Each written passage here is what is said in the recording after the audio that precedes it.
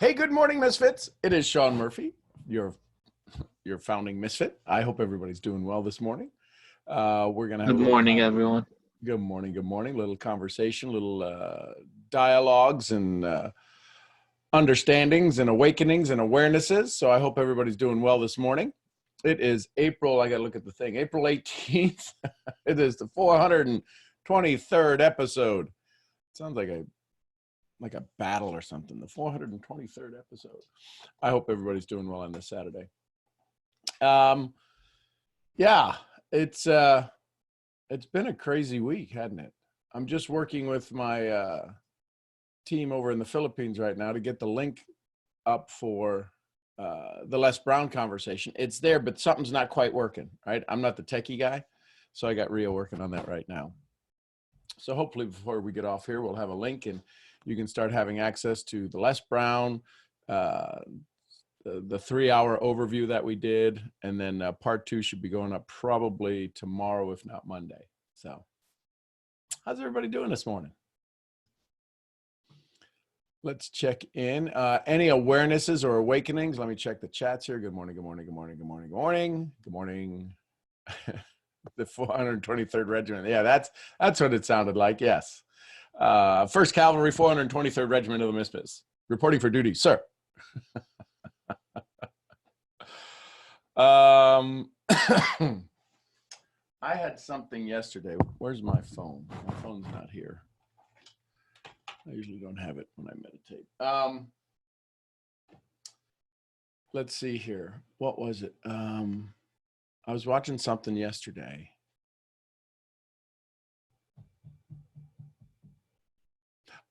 Here you go. When you're having a conversation with somebody, or let me ask you this. When somebody's having a conversation with you and they're having a dialogue with you and they're talking about stuff, here's the question.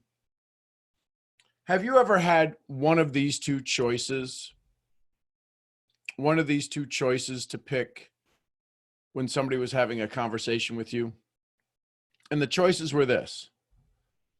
You were listening to them talk. They were explaining what they were explaining. They were having this dialogue with you, hopefully a dialogue, not a monologue. And you decided whether they were this. The first one, genuine, or the second one, agenda. If you've ever experienced a conversation where you were having a dialogue with somebody and you made a choice between two simple things, you maybe never thought of it this way, but maybe you did, that they were genuine or their conversation was an agenda. If you've ever had that happen, type a Y in the chat. I see Monique already said, yep, with an exclamation point. So then the question is, look at all of these yeses. We've all had it. The question then becomes, you ready? We're going to take the mirror and we're going to turn it around. How many times have you sat with somebody and they felt they were in an agenda meeting?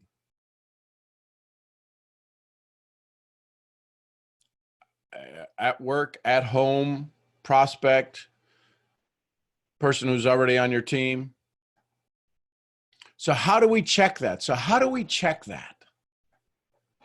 check the agenda so that it doesn't hit them going, I think that, can we just be upfront about it?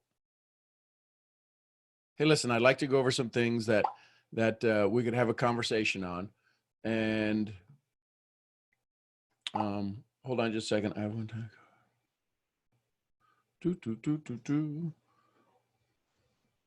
And the key is, how do we deal with this concept? How do we deal with this mindset that I really want to get something from them, but how do I make it sound like a genuine conversation? Because we can have an agenda conversation if we both know it's an agenda conversation, but maybe sometimes we're not even aware of that. Maybe we're sometimes not even aware of that. So I guess my question to you is what do we do as we become aware of that? Now that we've said it, I feel like the key is, if you're always, Monique, come on and have a conversation about this with me. So what I meant was, like, I was thinking about, like, for instance, when I used to manage, a team of 60 people when I worked in the corporate world. Um, I I wasn't the type of manager to only call you into my office to have a difficult conversation or to, reprimand or to tell you what you were doing. I wasn't that type of manager. I talked to them all the time. So when I called you into my office, it wasn't a sign of, oh gosh, what's going to happen? It's the same thing with my kids. I don't just go talk to my kids when I want them to do something or when they're in trouble. We have conversations all the time. So I feel like if you have a consistent relationship with people, like even just checking in on them, how are you doing? It's a different reaction versus that person you never hear from. And then you get the, hey, how you been? And then you're like, oh, something's about to come because they never contact me unless they need something. So how do we work on that? How do we keep people from? So maybe are there some people out there that think that our conversations are always agenda based? Sean, I agree with what Monique said. I've had more genuine conversations lately because I go into the conversation without an agenda. I know that sounds really simple. So let's take my weight loss, for instance, and my networking company. If someone reaches out to me and says, hey, what are you doing? And they have no clue that I actually represent these products and that they can buy them from me, I can tell how they ask. And I have conversations with people that are just like if someone walked up to me at Walmart and said, hey, why are you, you look different. What are you doing? And I've never met her. I'm just like, hey, I have a normal conversation, but I'll always preface it before they start asking too many questions with, hey, listen, this is morphed into a home business. So you can get it from me. Would you still like some information? I have those little places I interject those words so it doesn't look like I'm trying to come out of nowhere and ambush them. But to start it off, I'm like Monique. I have conversations with people all day, every day, and never mention my company or what I'm doing to create an income. So it's just having conversations. Yes. And then there's some people who say, well, if you can't tell me the name of your company, maybe that's how it starts off already. Right. If somebody, we had this conversation yesterday. I haven't had those conversations in so long. Right. Because I think the way you're just who you are, your overall essence has changed. Yes. Yeah. So here's the question. Then. It's just popped in is that, it's real easy for us to look at before and after pictures. Right. There's a lot of wellness companies that they do that, and they've got some tremendous results. They've got tremendous growth that happens. One company went to almost $1 billion, but because they had a debt program tied to their success, they didn't quite have their success wasn't able to be maintained. And so then the real question is that what is the before or after? What is the before and after of the individual who's trying to present? We look at it on the physical world, but what do you think of before and after? And I'm going to ask you guys to have this dialogue. I got to step out for just a second, but what is this before and after picture that shows up in your world of you, the person? What's the before and after when you cross over and go, oh, now I know how I was being an agenda person, and now I'm just going to be a genuine person. What do y'all think that before and after picture looks like there? That's kind of a hard question. And I'm out. No, I gotta go grab my phone. Hang on. And Rob, here comes that bus again. He likes to throw me under. That's a hard question. I've had a lot of people ask me that. How did you make this transition? And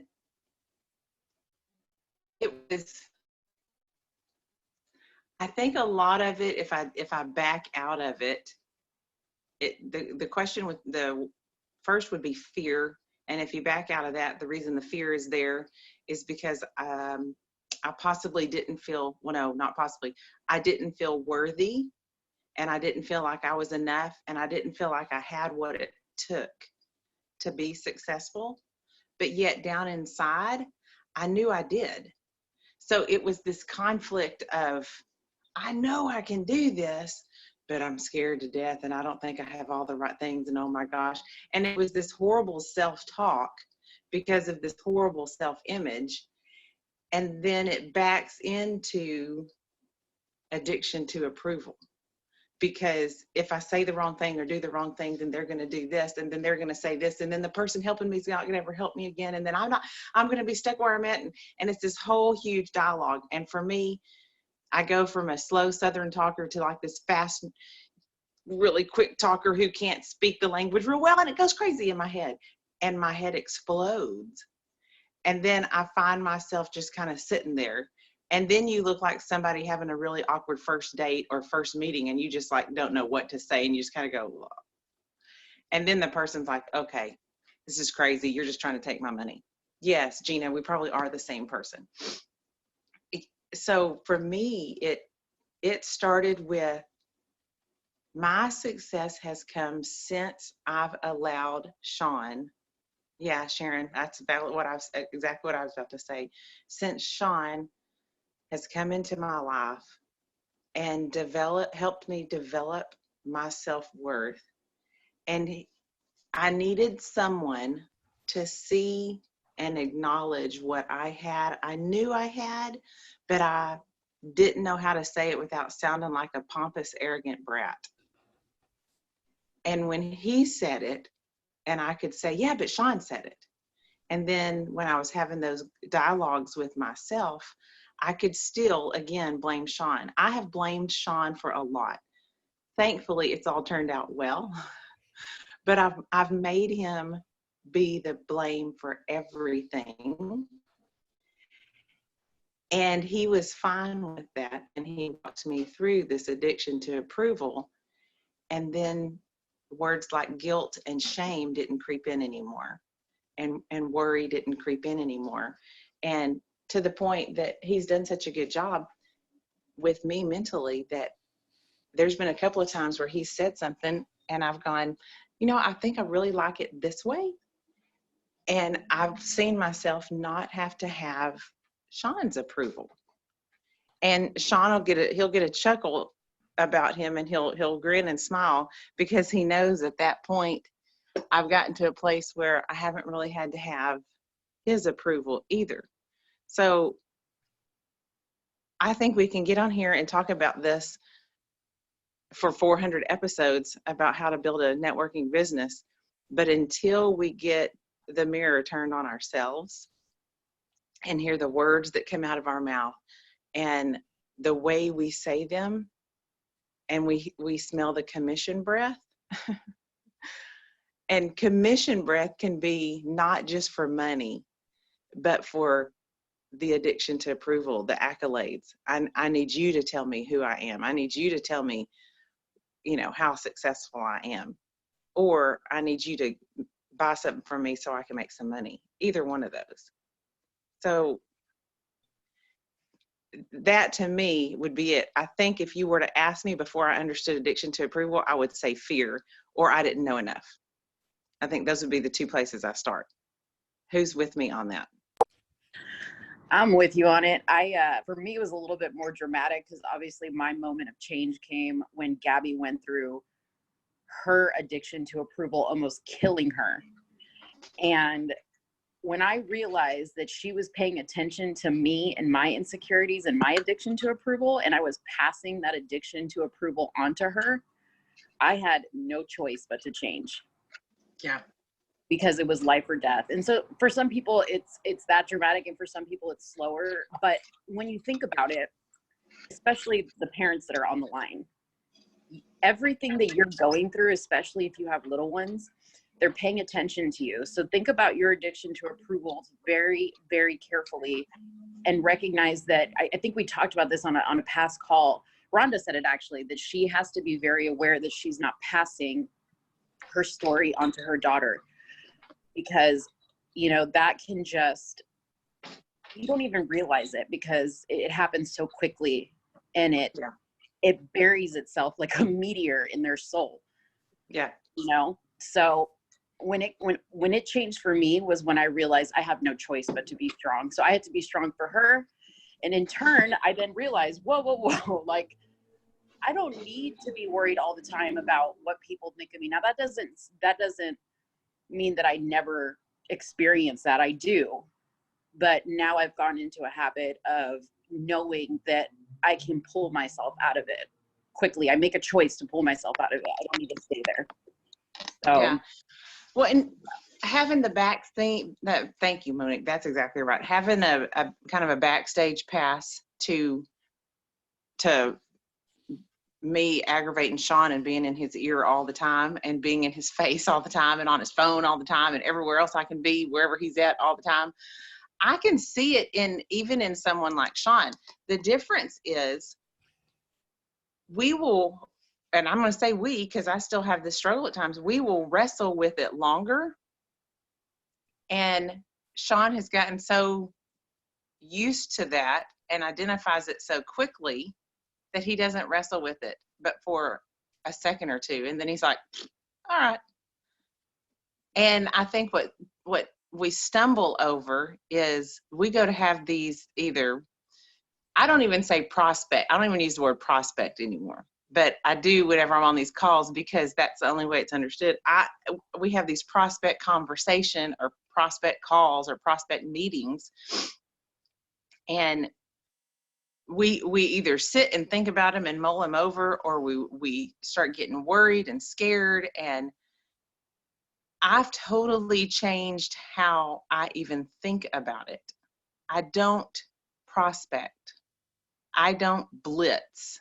I don't do any of those buzzwords. And the reason I don't, in my head, they trigger an emotion of, network marketing.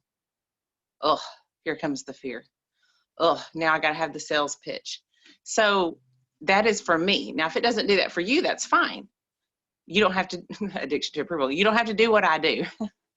You can do it your way. So I simply, I have changed words that create the addiction to approval to come in quickly. I have let those words go, and I've created my own vocabulary around things. So Sean mentioned the other day, we blitz, and I thought, we don't blitz. What's he talking about? And I'm not going to interrupt him whenever he's talking. And he keeps going. He's like, we blitz. I tell everybody to blitz at least 3 messages a day. I'm like, oh, he's saying blitz. And I say, I send out messages. Because to me, in my little feeble thoughts, if you say, Rhonda, go blitz somebody, the first thing I think of is, oh my God, I got to go tell somebody about my business. And I can't stand it. But if you say, Rhonda, go message somebody, I'm like, oh, I can message like 17, 18 people right now. I know this person that needs a message. I know this person that needs a message. And it sets it up in my head totally differently. And then all I become is me and friendly Rhonda. And what ends up happening is I start creating and securing my friendships again. And that's where people start coming out of the woodworks. I put up a picture yesterday. Some of y'all saw it, of my before and after picture of a year difference. And I've had people watching me for at least 6 months, some of them 6 months. And I finally had some people reach out. Y'all, they asked me, where do you buy this stuff? They had no clue that I'm the salesperson. They had no clue it was a home-based business. And then some of them were, is this a whole, you're going to get me? And, and I'm like, listen, no. But I thought to myself, okay, I've done something right when these people don't see it as a salesperson and they see it as me just sharing my results. So when I've switched and gone back into my heart, and if y'all remember, and Dana and Leslie and Rob and all them, they'll remember from last year, I'm a big heartsy person. I like to stay in my heart instead of my head. When I stay in my feels, I have more success because it keeps me in tune with what they're feeling. And I tend to, if I stay in my heart, I tend to hear them better, and instead of trying to next my thoughts and come up with the best way to say things, or, hey, you know, Sean said it like this, let me see if I can repeat it. And then I sound like I'm reading a script, and I'm a horrible actor. Like, I ain't no Monique. Monique has got it going on. Not this girl. I don't even have wigs to put on. So I don't know who's feeling that. Who has the most trouble? Who's stumbling over, like it's more commission breath or baited than it is natural? I'm like you, Rhonda. I can't do it. I can't feel scripted. I can't feel, I don't really blitz in the normal way that when they say it, I do it. I can't do it, which is, it's been a part of the reason why I want to say I've struggled and I've succeeded in both aspects of it. I can maintain people and customers without really doing anything. But when I feel like I'm being pressured and I've got to do I got to do 5 different things to try to get 20 different new people, I struggle with that. I don't look at people as prospects. I don't prospect. Like, I just cannot do it. I feel like when I make a post and I'm being real and honest about something I'm struggling with, like, right now my scale's going the opposite way, like, but I know what's going on, right? Like, but when I can be honest and I can share those kinds of things, that to me feels like I'm doing so much more service than sending out a million messages asking people, do you want to know something about my product, or hey, I got something is on sale, or I feel phony when I'm doing that. And I love the fact that I have this business where I don't feel like I have to sell anything. I'm not selling anything. People who want help, I can help you, but I just happen to have products that help us do that. Like, I don't know. So let me jump in here. Let me jump in here. I love this dialogue. So Rhonda has found a language that works for her. And that language that works for her wasn't even a language she spoke 6 months ago. So I want everybody to hear this, so it's not all of a sudden, well, I'm just going to stay in my lane. I need you to all hear this. If we were to go do a before and after, if Rhonda saw somebody like Rhonda today, if Rhonda looked at that person a year ago, she'd have called them names that you wouldn't want your kids to hear. Yep. I need you all to hear this because we all have this transition. Well, I can't do that. Well, guess what? I promise you, you will be able to do that when you realize, when a mom calls you and says, my kid slept for the very first time. We have a very dear friend in common with all of us that are speaking right now, who sent out 2,000 messages. Why? Because her daughter 6 years ago was saved. So this whole idea of I can't do that and I can't do this and I feel like I'm this, that, or the other changes when we have something that changed it. How many of you would like to enroll 30 people between now and the end of the month? Heck with it. 100 people between now and the end of the month. I could guarantee you, every single one of you, I will bet my life's wages, not my last week's paycheck, my life's wages, I could get you to enroll 100 people between now and the end of the month. Guaranteed. It's very simple. Heck, Today's Saturday. I could have you do it by next Friday.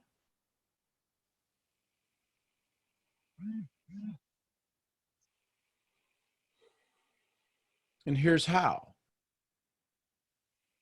And you won't need a blitz. You won't need a challenge. You won't even need to know a script. How cool would that work if you didn't need to know a script?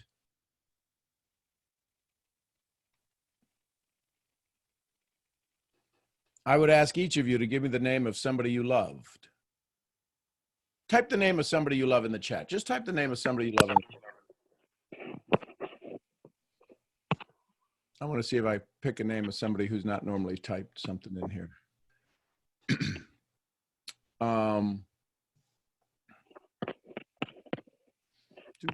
Okay, so there's one. There's a cool name. Where did I just see it? Jacob typed in Destiny. So I want you to take everybody's name.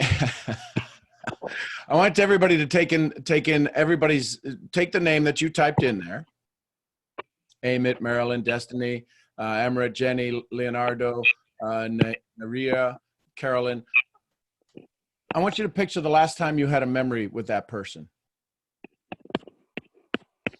I want you to picture the last time you had a cool memory with that person. And the last time you had this cool memory with that person, I want you to be aware of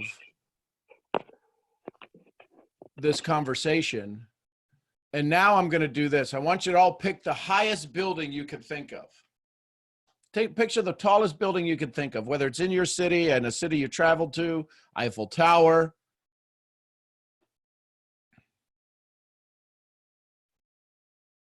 You all ready? Now, know that I love you with what I'm about to say, but you asked me to give you the ultimate recipe to go sponsor 100 people between now and Friday.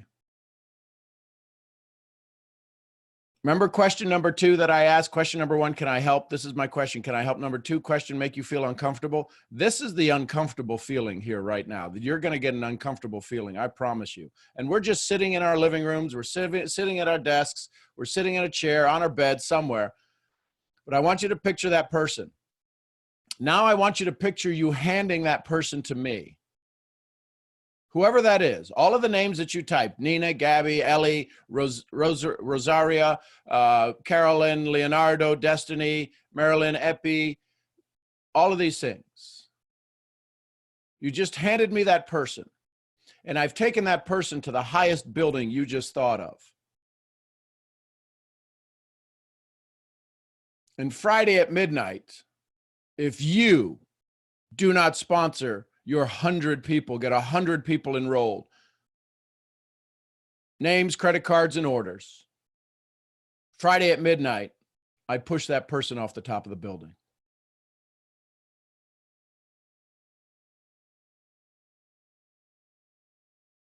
Anybody want to tell me if it would be hard to sponsor 100 people? Nope. Yeah, Allie, oh my. Oh my. You're absolutely right. So this is the challenge. This is the addiction to approval. You have no approval to anyone if I take somebody you love and put them in harm's way. So we come up with 1,001 reasons. Oh my gosh, I can't do this. Kyla Cortez is there. Yeah. Yeah, 18 months ago, Kyla enrolled 200 people when I gave her this example. Kyla, do you remember the event?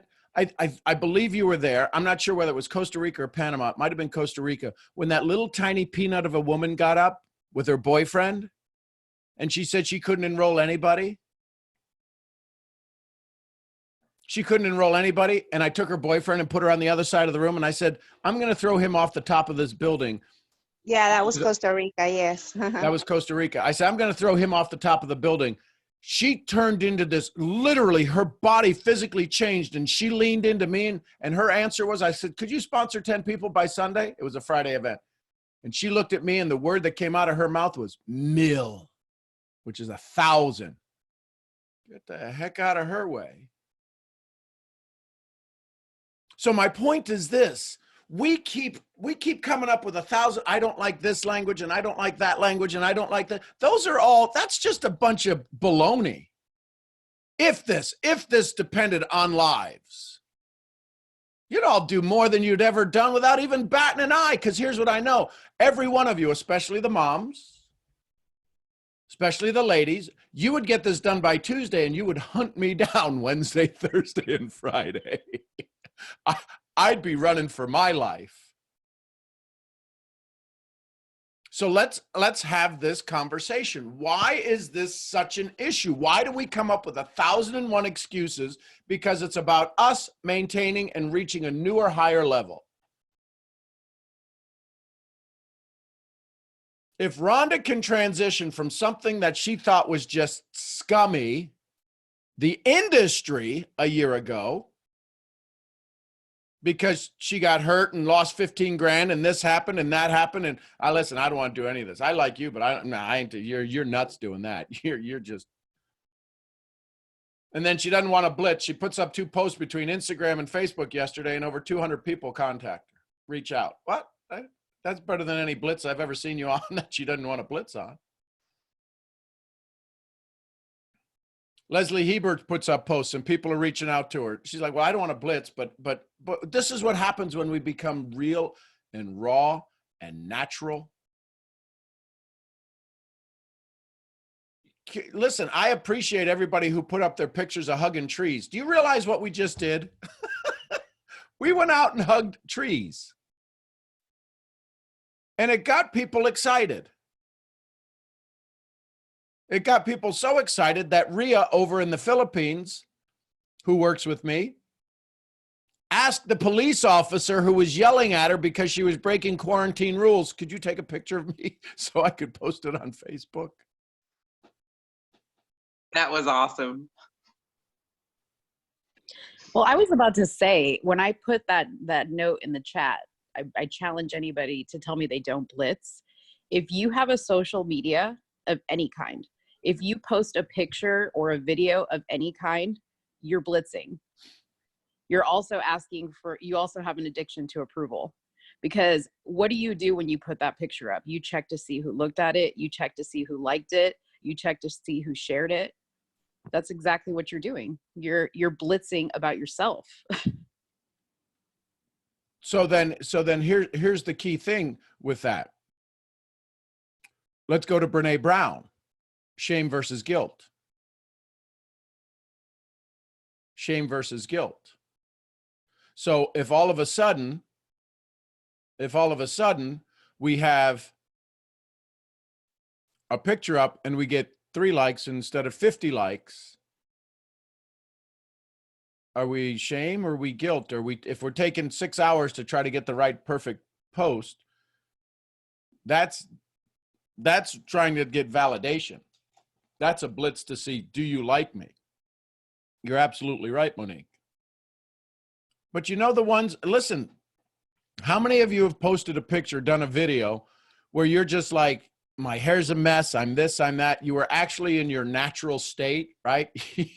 You were like, and now we're going to go behind the scenes to see the housewife, the house mom, the young woman in her natural state called disheveled. Let's sneak around the corner and see what that looks like. And you put up a post where your hair's a little messy, you're in this, you're that, you're putting out, and people love it. Why? Because they can finally connect. So here's the question. What are you letting people connect with you to? Your posts that go up that have you in every single kind of amazing pose, but you're never looking at the camera.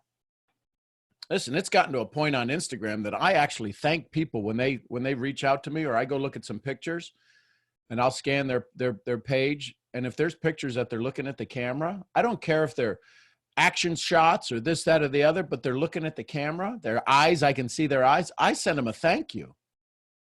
Hey, listen, I know we don't know each other, but thanks for looking in the camera. I'm glad I get to see your eyes. But all of these conversations that everybody's having, what do you want them to, how do you think, listen, type in the chat how you think people connect with one another. You're having a conversation with people. How do you think you connect with that other person? I bet somebody's going to type with their eyes. Then why do you have every picture on your Instagram like you're all fading off into the sunset? You're not a modeler. I don't know. Is that what you say? Maybe just model. You're not a model. Could you imagine if I did this? If I did this all the time and we had this conversation and I'm looking at your screens here. I'm looking at all of the pictures right here. And then I'm looking over here at another screen. And then I'm looking over here at another screen and I never look here. Can't you tell when somebody's looking at the screen trying to see how your reaction is rather than connecting with you?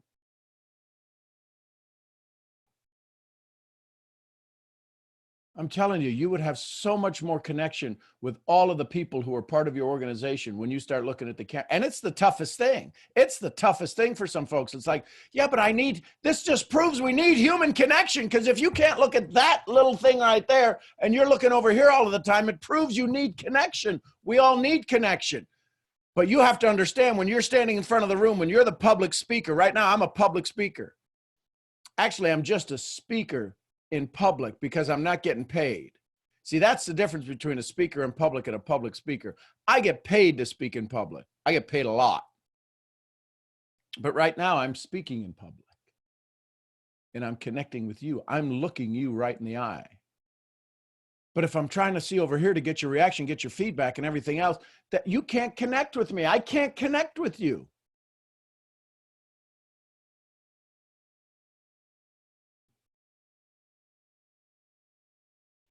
So there's a couple of hands up.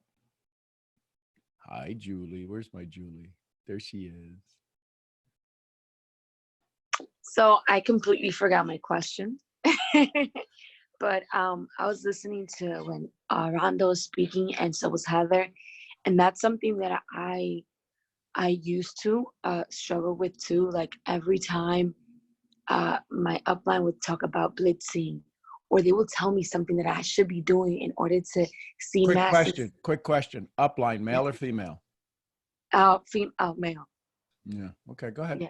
So every time they would say something like, you need to blitz, or you need to do this, you need to do that for you to create duplication in your team, I used to feel so uncomfortable because I kept telling myself, I don't think I can do it.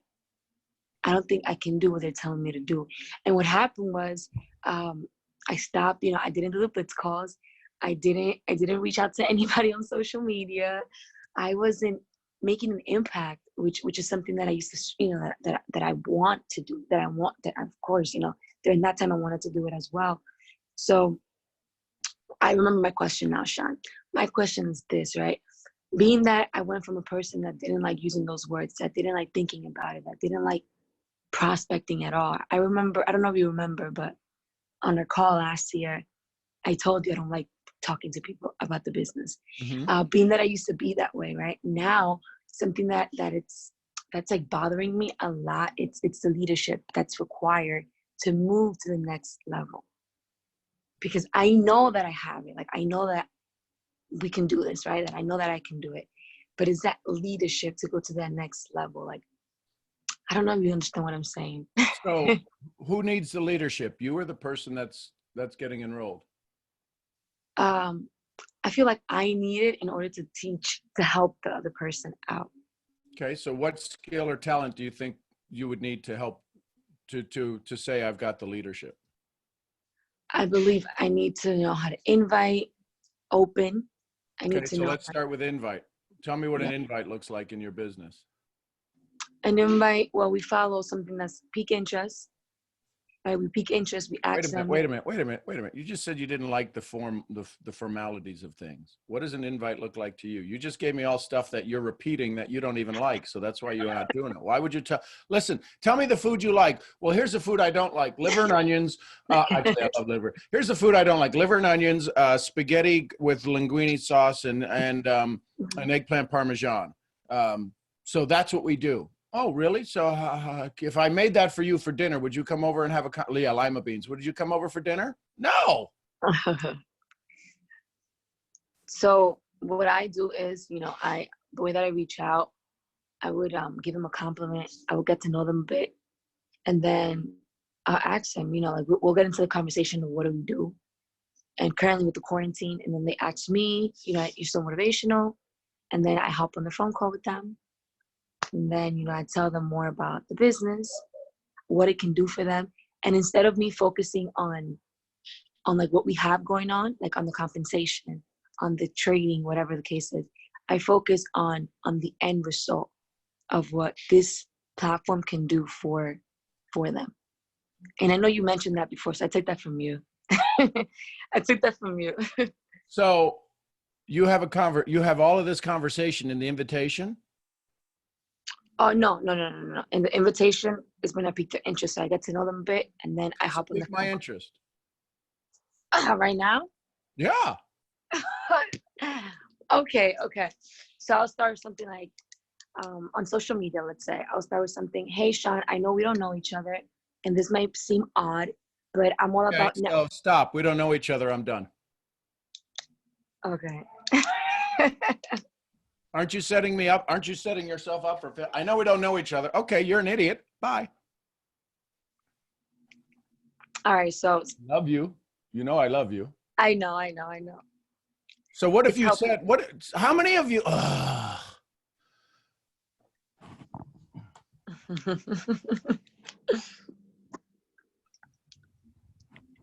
Did you look at my page? Yes, I did. And what did you like about my page? How real and raw and funny and goofy you were. So why don't you start off with that? Hey, thanks for being somebody who's real raw and funny on these pages. I see so many people who aren't. And I just wish I could find more people like you to have fun with. That's awesome. I feel like... You know why listen, I don't have soundproof on my walls because of soundproof. And so when I bang my head against it, it doesn't hurt as much. Thank you, Sean. I feel like, us as Do you know how many military there are that are struggling right now that are like you, that didn't want anybody to know they're in military? Could you help some people in military? Could you help with the 22 a day deal? Yeah, you see what just happened? You just covered up your mouth because that hit you hard. Yeah, you can't hide from me. I love you. That changes everything, doesn't it? Yeah, it really does. I've partnered with a company that's going to help me end the 22 a day. Have you sent $10 into the fund to help with the 22 a day deal? Have you bought the ring? Mm-hmm. So you've already contributed to it. You can say that's some of your commission money you use to support that. So literally you have a company you've partnered with to help you end the 22 a day. Why get out of your lane? That's the thing that I want. Listen, Rhonda's listened to a lot of 3-ways that I've done with people on her team. Rhonda, how many of those would you say were scripted? 9. And how many of those do you think I connected with the person? Everyone. Because we had a gentleman last night who's absolutely brilliant. One of the most greatest minds I've ever been a part of to sit across the table from. Somebody who's in their probably 70s, maybe. But you know why I say it was the greatest mind? Because this guy was in computer science when IT didn't even exist for 40 years. He speaks 40 different computer languages. But you know what made him brilliant? He could laugh. He could have a conversation and laugh. He had these eyebrows that made me think of William Brumfrey or whatever his name was. And I just wanted to curl up in his eyebrows. He's so cute. I did too. I loved his eyebrows. My point is that I speak human.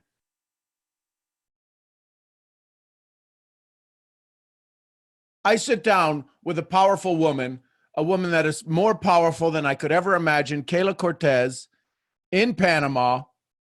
We've known each other for all of about 6 hours now. And there's just something inside her.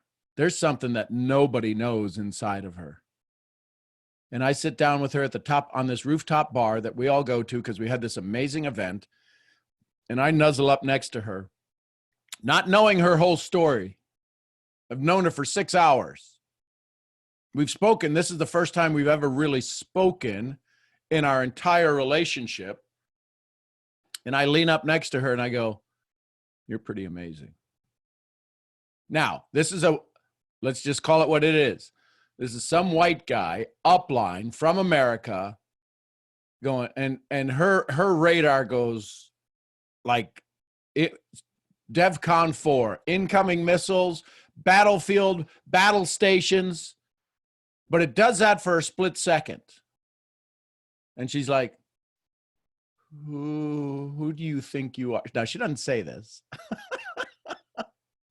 She says, "Who do you think you are? You don't know me. You don't know anything about me. I'll be polite to you because that's how I was raised." And then I say a little bit more.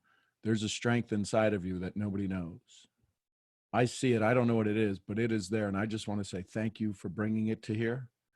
And now she thinks I'm like some kind of witch doctor. Okay, wait a second. So, and she's trying to think of who told me this. And we have this conversation.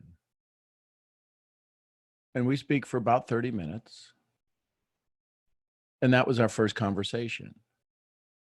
Remember, y'all heard me say, I'm on a small talk diet. And when I see greatness inside of people, I have a conversation with you so that you can hear it, maybe for the first time.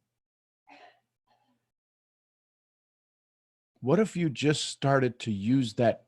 You all have this talent. I'm a farm boy from Ohio. If I could do it, you could do it. I've just worked on it for years. But here's the thing. Anytime you learn something from somebody, shouldn't you be advanced?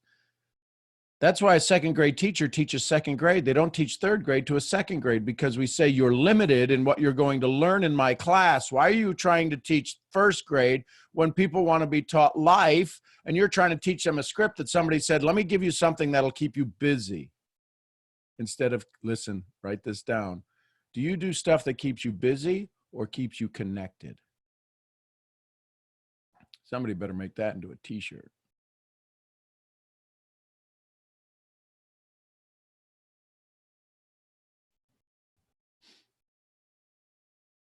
I want to see if she's on here. Kyla, are you still on here, my love? Yes, I'm here. So you've gone through a transition. Is that a big pillow? Yes. I love you. So Kyla, we had our convention beginning of March, mid-March, the 13th, 14th. And we had conversations because of what was coming. COVID was coming. Mm-hmm. And we sat in the back of the van on the way to dinner and we had a dialogue. And I knew you weren't talking because your mind was racing. What transition from those conversations, from us being at the event to you now all of a sudden building a Facebook group, welcoming people, following a model, doing things, doing presentations that you never thought you would do, doing Zooms that you never thought you would do. You had to not only, people say pivot means change everything. You literally changed everything so that you could do more. What was that mental transition that you went through?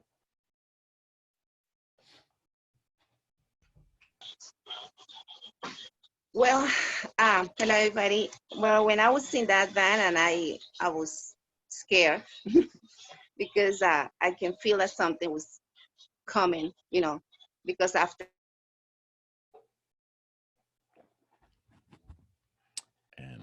going in a bus, we were going in a bus like for 24 hours. We were going to drive to the event and it was 95 of us going.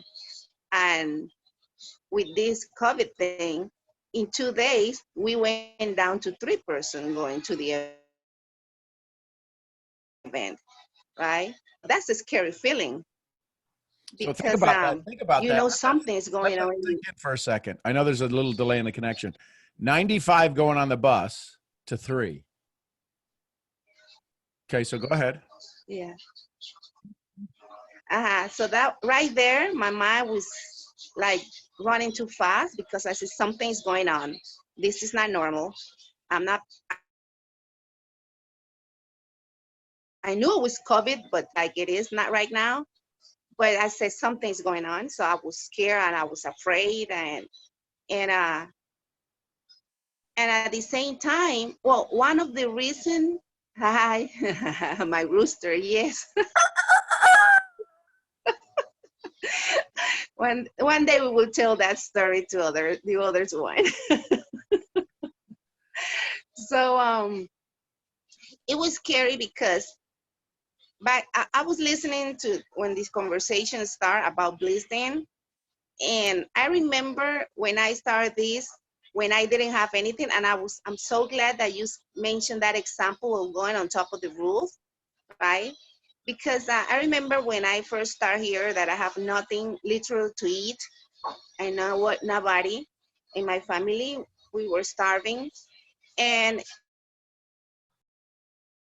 it was like I blessed because I blessed any kind of way. I didn't care how I blessed. If it was right, if it was wrong, I blessed because I need food, right? So in that point, I wasn't worried about if I talk right, if I didn't talk right, because I was looking for a result. And my result table, right? So I just jump out there and did it, right? But then when you get the result, sometimes you get too comfortable because you think that you already got it, so you can make it anytime, right? At that point when we're that in, and what I bring in this example is because at that point when we're at the bus, that point there, I was still blessing, like looking for prospect to make a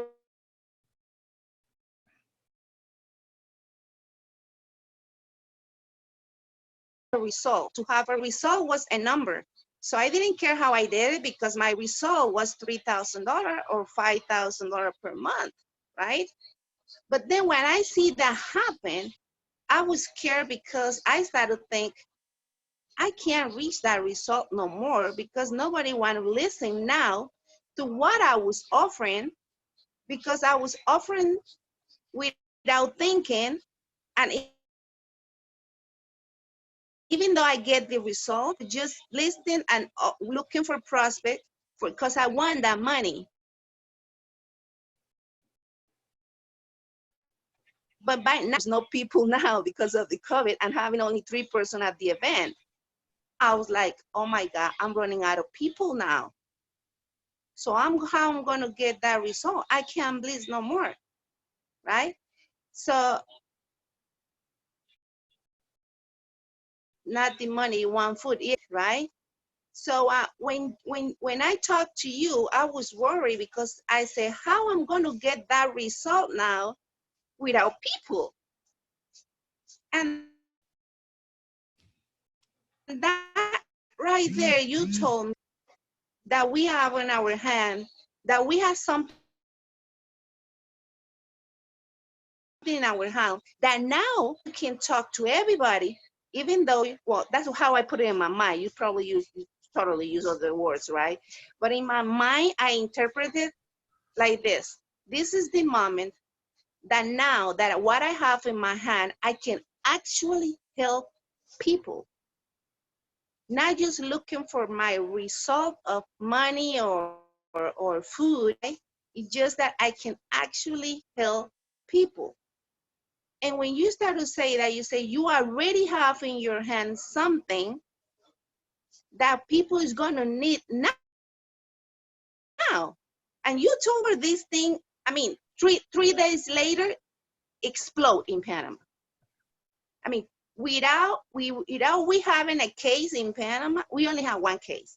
With one case, only 3 people, all those 92 people decide not going to the events, only 3, only 1 case of COVID we had, right? 3 days later, we have like 20 cases, right? So you told me that before that happened, because I was going on in China and all those places, right? Right there, you gave me a letter. Now I can start to talk to people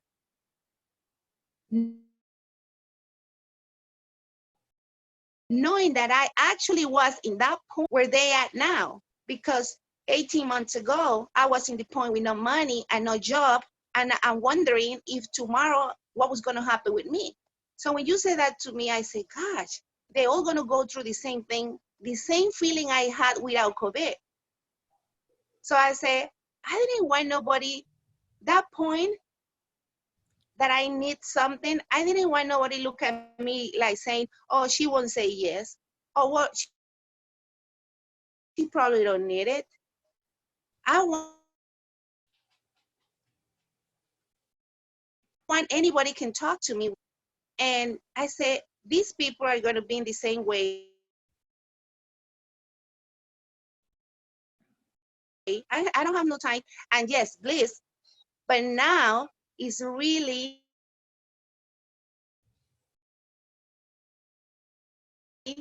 being me, to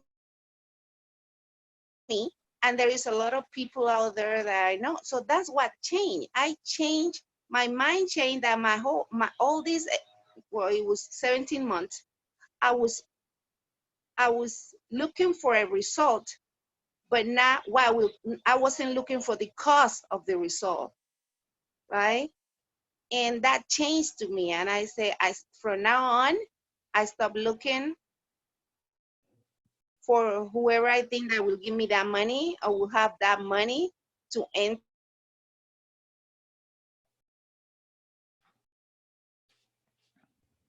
or whoever I think will need the product. All I will do is to go out there and be me and tell my story. You've been telling me about telling my story, telling many months, right, years. And now all that you've been telling me took a different perspective now.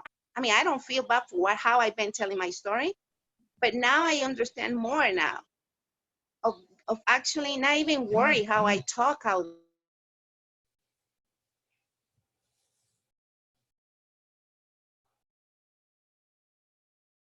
there. So because we were going to do this opportunity call,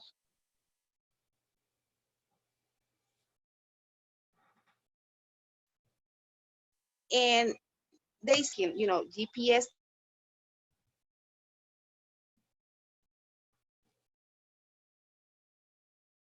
them. Now I got different words, this and that, and I have something, and I'm like, no,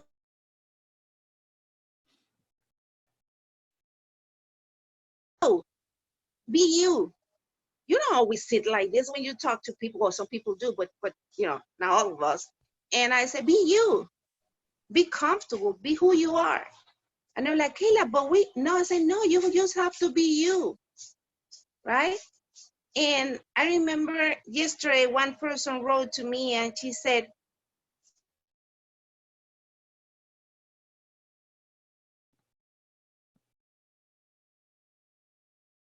hello, I'm one of your, and I said, yes. And then she was like, well,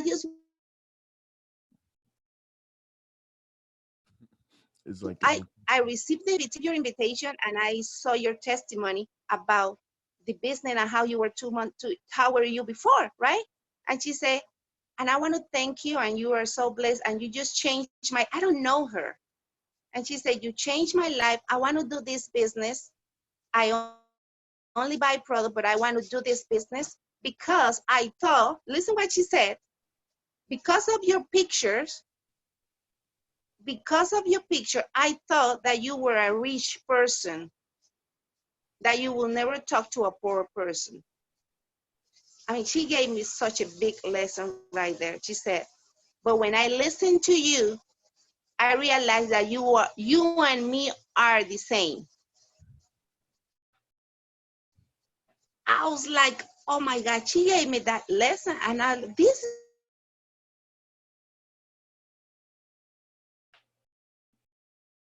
is what chunk. If anybody, if I'm here, and now you were talking about the picture.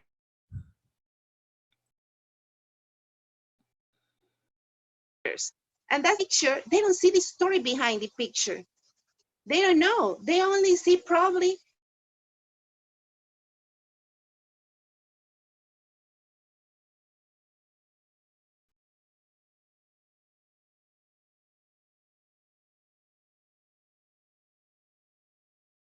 So her connection's a little iffy. So two things with that.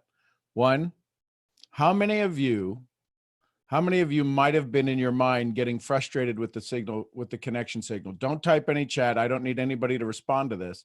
But my point is how many of you could sit there and love, if that was your baby child and it was the last days you were going to spend with them? How many of you got frustrated going, oh, her signal's so bad? How many of you missed the message because you couldn't connect with, because the signal kept cutting in and out? It caused you to have some silence. That's a perfect example of listening to a prospect. If you can't sit there and you're trying to next the whole time, so you hear the power of her story. Perception is reality. If we just can't be real, people can see through that. People's BS meter, the BS you might think it is, but I think it's belief system meter, is on high alert right now. Yeah, I got disconnected. No, you're back. Oh, okay. Oh, uh-huh. So the lesson you learned from the lady saying, you're just like me. Yeah, she said, I'm so blessed that I received your invitation, right? Because I just put in WhatsApp, right? And you know, I always tell the people, I say, put everything on your WhatsApp story, because even the people that hate you will see you, because those are the ones who look at you, right? So everybody look there. So I just put something there, and then and now I even start to learn how to put pictures that tell different stories. And you just right when you say, when you put a picture there like this, looking like this, and all that stuff, right? I mean, I don't know what message we try to give with that, but sure, it's not, I have an opportunity for you. It sure will not, it's not that. Like yesterday, and that's why I put that post yesterday. I think you saw it, right? Yeah, that I put all my, yesterday was only Women's Day out there, right? Because only women can go. Listen, if when you're trying to build your business, and in Panama and Costa Rica and Guatemala, El Salvador and Colombia and all of the different, Ecuador and Peru, all of the places we do business in Latin America, they don't have UPS. So when they do business, they have to sometimes hand deliver the product to their different teams. Yeah. So we have to all the time. And yesterday was only Women Day go out, and we only can go out. Well, they give us 2 hours, but it's 1 hour because they give us 30 minutes to go out of the house, so we can get at the place, have 1 hour at the place, and then 30 minutes to come back, right?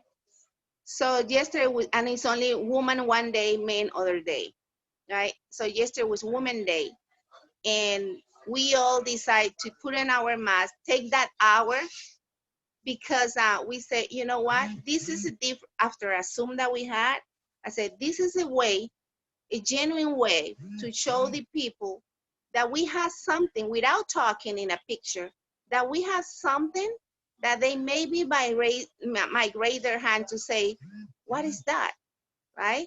But we were being us. So I said, those pictures that I posed yesterday, yes, it was bliss, yes. But at the same time, it was with my heart trying to tell the people, hey, listen, I got something here that you might need, right? Now it's a bliss way, but with my heart saying, I don't know you out there, but I know you are out there. So ask me the question. So we all went out there and just post pictures like that, you know, and I know, and people started asking, hey, that's what kind of healthy thing is that? Things that they will never ask before, because before nobody worried about healthy things. All people worried before was losing weight. Now people are not even worried about losing weight. People, before it was a good way, before and after of losing weight. Yeah, maybe it works now and it worked for you, fine. But what I realized this time that we had the COVID thing is now people not even worried about losing weight. People are worried about their health. And that's totally positive, because before nobody worried about health, they worry about weight. So I not even have to say now that you can lose weight, lose this. No, all I can say is health. And people, what about health? What is that? Right? And just a picture with delivering things to other people, and their face is happy, and not posting so much for the picture, because now we have to wear mask, glove. I mean, what kind of picture you can say that, you know, what I cannot even can smile now, and the people see my smile if I'm on the street, because the police will come and put me in jail if they know I have a picture out there without the mask. But that picture there without seeing my smile send more message than the one that I do sometime, that I do like 100 times and then finally pick the 101, right? And that's because I understand now that even that telling your story, you really have to understand what they mean by telling your story, but your real story, your real one. Sometimes we feel ashamed of our real story, and that's what people need to hear, because they are human beings. And one of the girls yesterday want to say, oh yes, and then when I got this opportunity, and I said, no, that's not true. Say the truth. Say that you were sleeping with your mother-in-law in one bed. And she was like, Kayla, I said, say it. Yeah, so well done, like that. Say that, because you know how many people are there right now that have going through the same thing. And she was like, okay. And then the rooster part, I remember that one, because I remember I used to feel shame about my rooster. And remember when I was like going everywhere in my house trying to, so you guys don't listen to the rooster. And I feel shame about that, right? Now I love it, I laugh. And then yesterday, one of the girls that have to say her story, the whole time saying her story, it was a rooster behind. And she wrote to me and she said, oh, I'm sorry, Kayla, because of my rooster. I said, no. I said, and then I relate to her and I said, I was the same way. And you know what? That rooster changed my life. That rooster is there for a reason. Somebody out there need to listen to that rooster.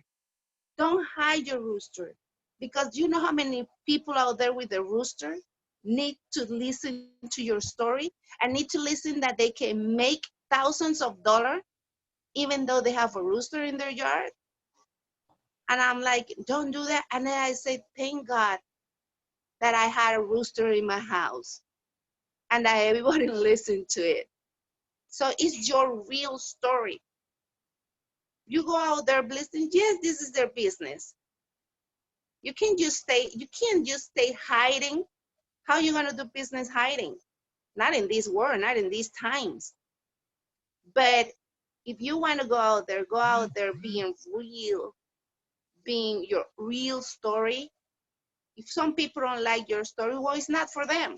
But trust me, there are a million people there that have your own story. And that's it. And that's why you changed my mind that day in that van. What is that? Don't Don't hide your hide your rooster. Kayla Cortez, 2020. And that's why how you changed my mind that day in the van. I was real worried because I knew I was worried about not having people to get my results of money.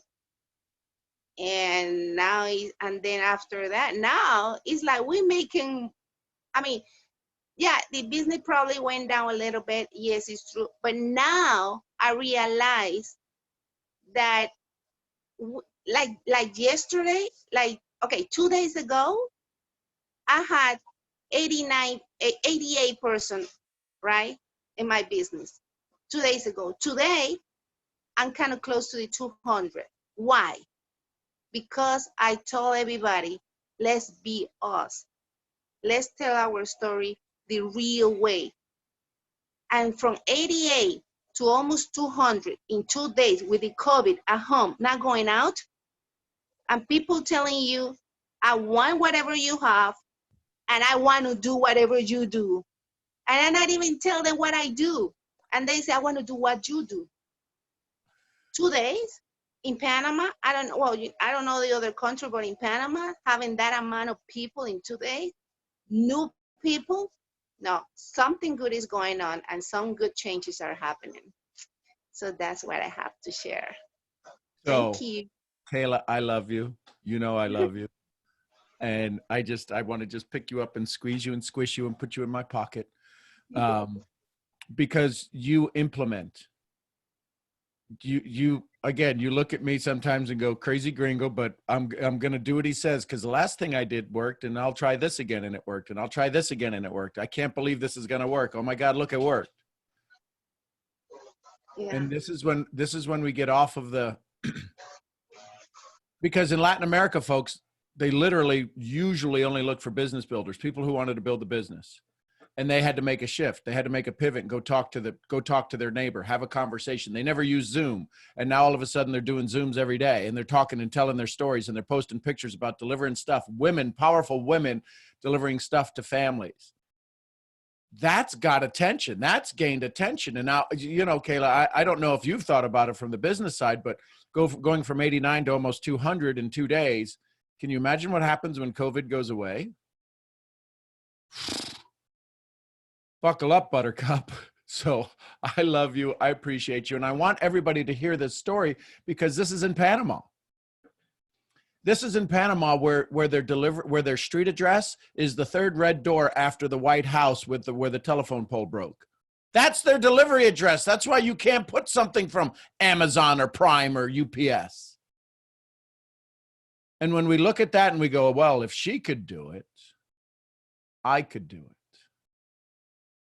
This is about what happens when you start to connect. 89 to almost 200 in 2 days.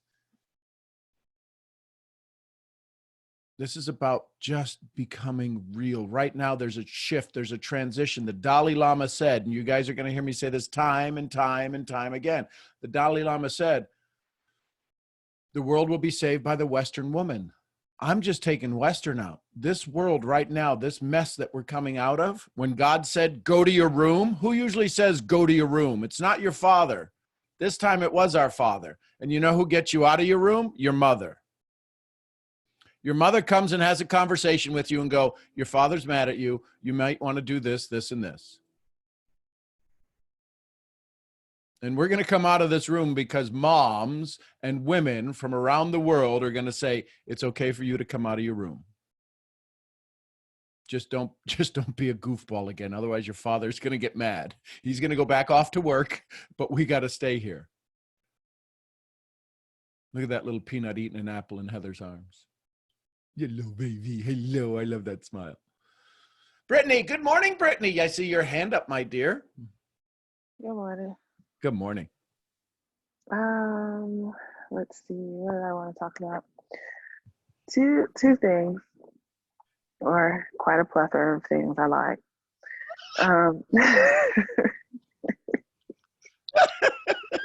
Well, if we're being honest, I just need to be honest. Two things, but put a couple of zeros behind it. Go ahead. The first thing that I want to discuss is basically what we were talking about before. Okay. And receiving instruction and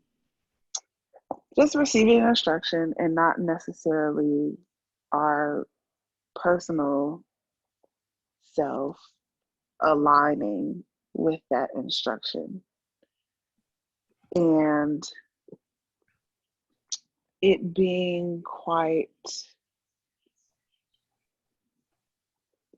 I don't know if I want to use the word unfair, but discouraging. It is discouraging to both parties when one person can't necessarily adhere to the standard model of network marketing. So it's unfair to the person who can't adhere, and it's unfair to the person, or discouraging to the person who can't adhere, and it's discouraging to the person who wants them to adhere. Right. And so how do you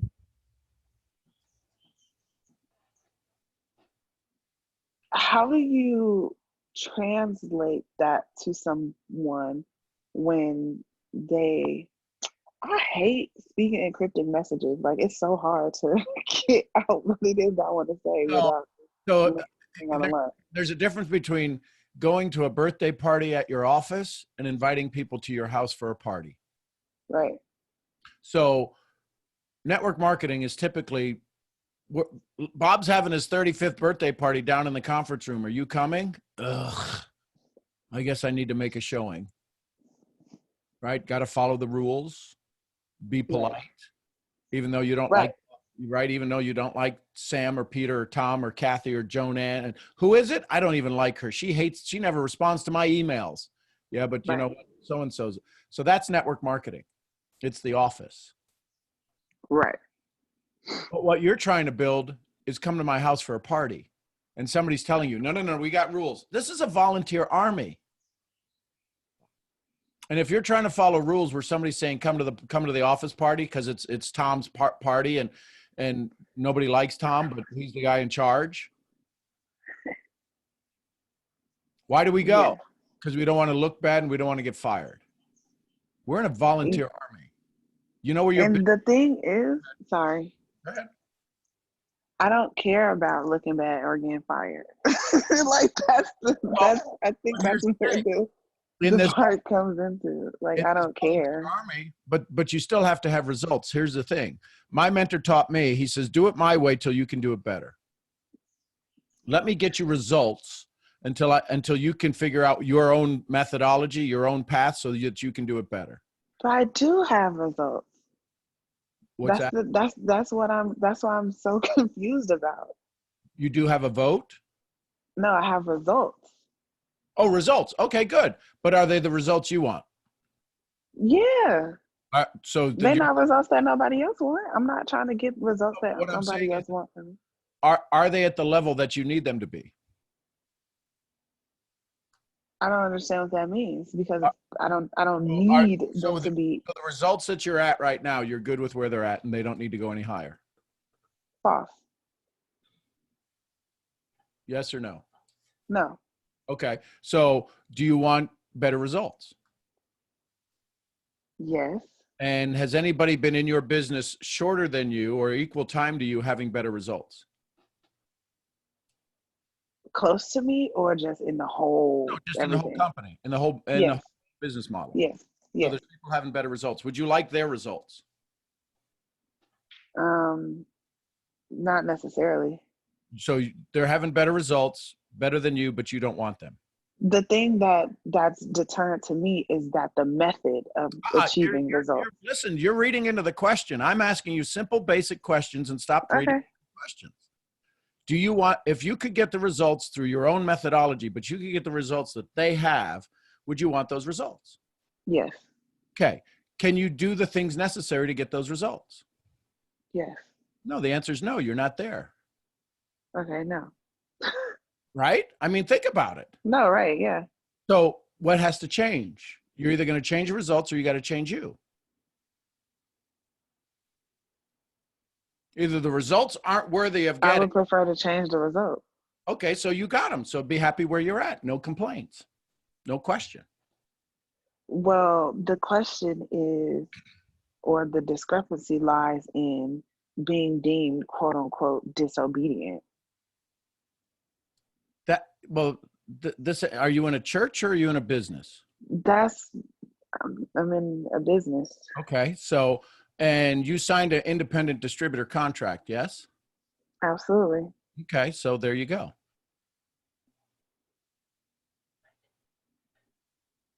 You're an independent business contractor. You can either follow their rules or not. And so suppose they disbar you. If you don't cross recruit and you don't affect the policies and procedures, what can they do to you? Nothing. So what's the question? The question is, so if someone that I definitely respect, and it's just this is why I don't know, I don't know how to explain it just on a shallow surface, but Do you want their approval? I mean, sure, it's easier to work with than against. Okay. So is But there anything that they do that you can work with? yeah. Could you put Brittany back on the phone because she's with her answers? Yeah, there are things that I can work with, yes. Okay. Can you work inside? So remember Epictetus, right? The manual. Epictetus says, decide what's within your circle of influence. Right. And decide what's not in your circle of influence and then work in there.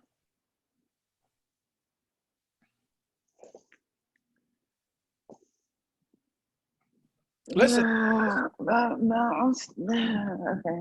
Okay, so let me give you an example. Let me give you an example of leadership.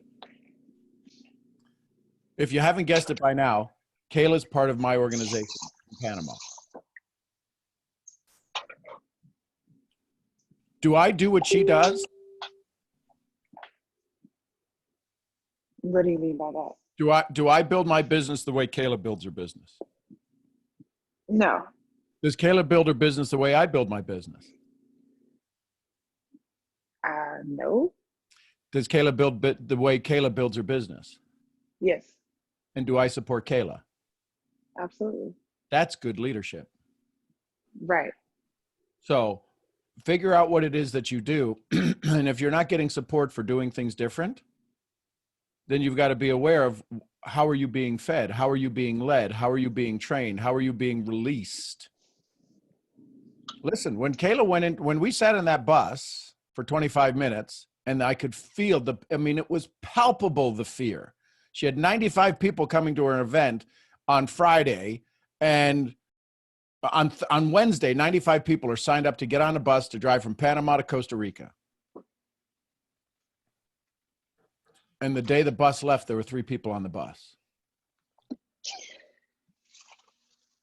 We were sitting in the bus. This is Saturday night. This is the event, the leadership event dinner that the company took 35 of us to. Scared to death. I knew there was fear, but Kayla's pretty good at hiding stuff when you know the rest of her story. And I said, I unleashed the dogs. I said, go tell your story. Yeah, but I can't have. No, this is you. Go take care of your family. I didn't tell her what to do. I said, go tell your story. I didn't tell her how to do it. I gave some suggestions, some guidelines, because I've got some experience in that. But the question then becomes, all of a sudden she's doing that, and I'm her biggest cheerleader. Right. And now because it works, everybody else is her biggest cheerleader. So I would encourage you to go do something that works, and maybe you've already done it. But if you're not getting cheered on by that, find some more cheerleaders. Well, see, I understand that. See, and it might speak to my whatever I have going on with myself, because I don't like when people tell me what to do. You know, like, don't tell me what to do. So when you got your nails, who told you what to do? Nobody. Come on, let's make it to the real, to the infinite, to the silly level. Did they want to give you different nails at the nail salon, or are those the nails you picked? The nails I picked. Okay, so who told you to pick those? Mm-hmm. You did. Oh, me. Well, when I said me, you acted like that was the wrong answer. Not that I'm looking for the right answer, but I was trying to dig deep to see where you were going. So I was like, okay, This is maybe. pretty deep. This is pretty deep. You told yourself what to do. The question, Okay. the question is that you don't like to be told what to do. It's difficult when it's not your idea. That's a huge difference. Yes. Yes. Yeah. Now we got into the classroom. Now you and I can have a conversation. But yes and no, because it's not like I'm upset that it's not my idea. I'm No. not pissed off. It's No. just that if I have an idea and I share it and I'm like, okay, this is something that could really, really work, you know, and this is something that I've done. And So here's the I don't know. I just don't like when people tell me what to do because I'm an Right. adult. And when I don't do what they tell me what to do, don't say that I'm being disobedient because, again, I'm an adult. So it's like, Sean, Yeah, go ahead. can I say something? Yes, please, Kayla. Help. Okay. Brittany, I can relate to you like 100% of what you're saying because I used to feel exactly the same way that you're feeling. I hear you, and it's like hearing to me months, years ago. Even the way that you answering the question, like trying to analyze exactly where he wants to go, so you can say the right thing. I was there. I was there, and that's why I want to share this with you. One of the decisions, it was hard for me because I, in my mind, I never realized that this is an independent business, and it's my responsibility, right? What happened in my business, right? It was hard for me to understand that. I used to say yes, yes, yes, I understand, yes, but lie. I never understand that, right? I'm serious, and I say yes, I know I'm independent, but I was always looking for people, even I don't like it, and I say the same thing you say, like I don't like people telling me what to do because I want to do this. I always waiting for they to say what I have to do, right? And what I'm saying this is because if you don't do what you feel like you should do, then that means that you're waiting for somebody to tell you what to do, right? And it was hard for me to understand because I always say, I don't want to do that. I want to do this. I don't want to do that. I don't like with that. But I was like, yes, yes. Kayla, you have to do this. Yes, okay, yes. And in fact, I don't like what he's telling me. I don't like what she's telling me, right? But at the same time, I never do what I want. So it was my responsibility. You know what I'm saying? At the same time, I wasn't doing what I want, but I didn't do what I want because I didn't like what they want, right? What I want, what they want me to do. So I was in the middle of not doing anything, right? Right. And whenever I get a result, whenever I do something, I said to myself, yeah, I got that result because I did what I want to do. Because sometimes people are like, yeah, Kayla. I'm like, yeah, Kayla, yeah. I did this because I want to do this, not because what you told me to do, right? And that was always that story in my mind, right? Until one day, something happened. I know Sean's gonna remember this. Something happened. And I called Sean crying, right? Because in my mind, I thought that they were believing something about me that I didn't do. And I was crying. I was scared that they take off the code from me. And I make all these story in my mind thinking that they were thinking something about me. And that day I realized that all my business was running about what they think about me, what they tell me to do. If I don't do it, I'm doing wrong. I was actually running my business like an employee, right? And I said, I'm no employee. I don't got no boss here.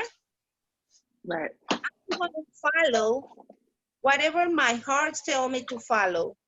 Whoever I feel like and I know I'm going to have problems. I said, but you know what? What can they do to me? Can they put me in jail for not following them?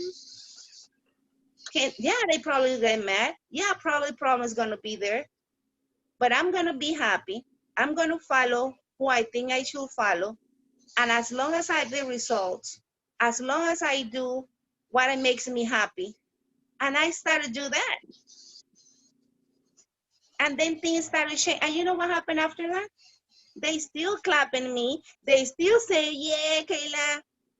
They know that I'm probably not doing what they telling me to do, right? But they are happy that I'm doing something. They happy that the whole thing changed. Not for them, it changed for me Right. because I'm the one who understand. It took me a while to understand really what means this is my business and it's my responsibility. If I want to wake up and do a Zoom, I do a Zoom. Or, Exactly. I get it. Yes. and then if you don't like it, at the end, it's my business. Yes, you probably, if you're talking about people up,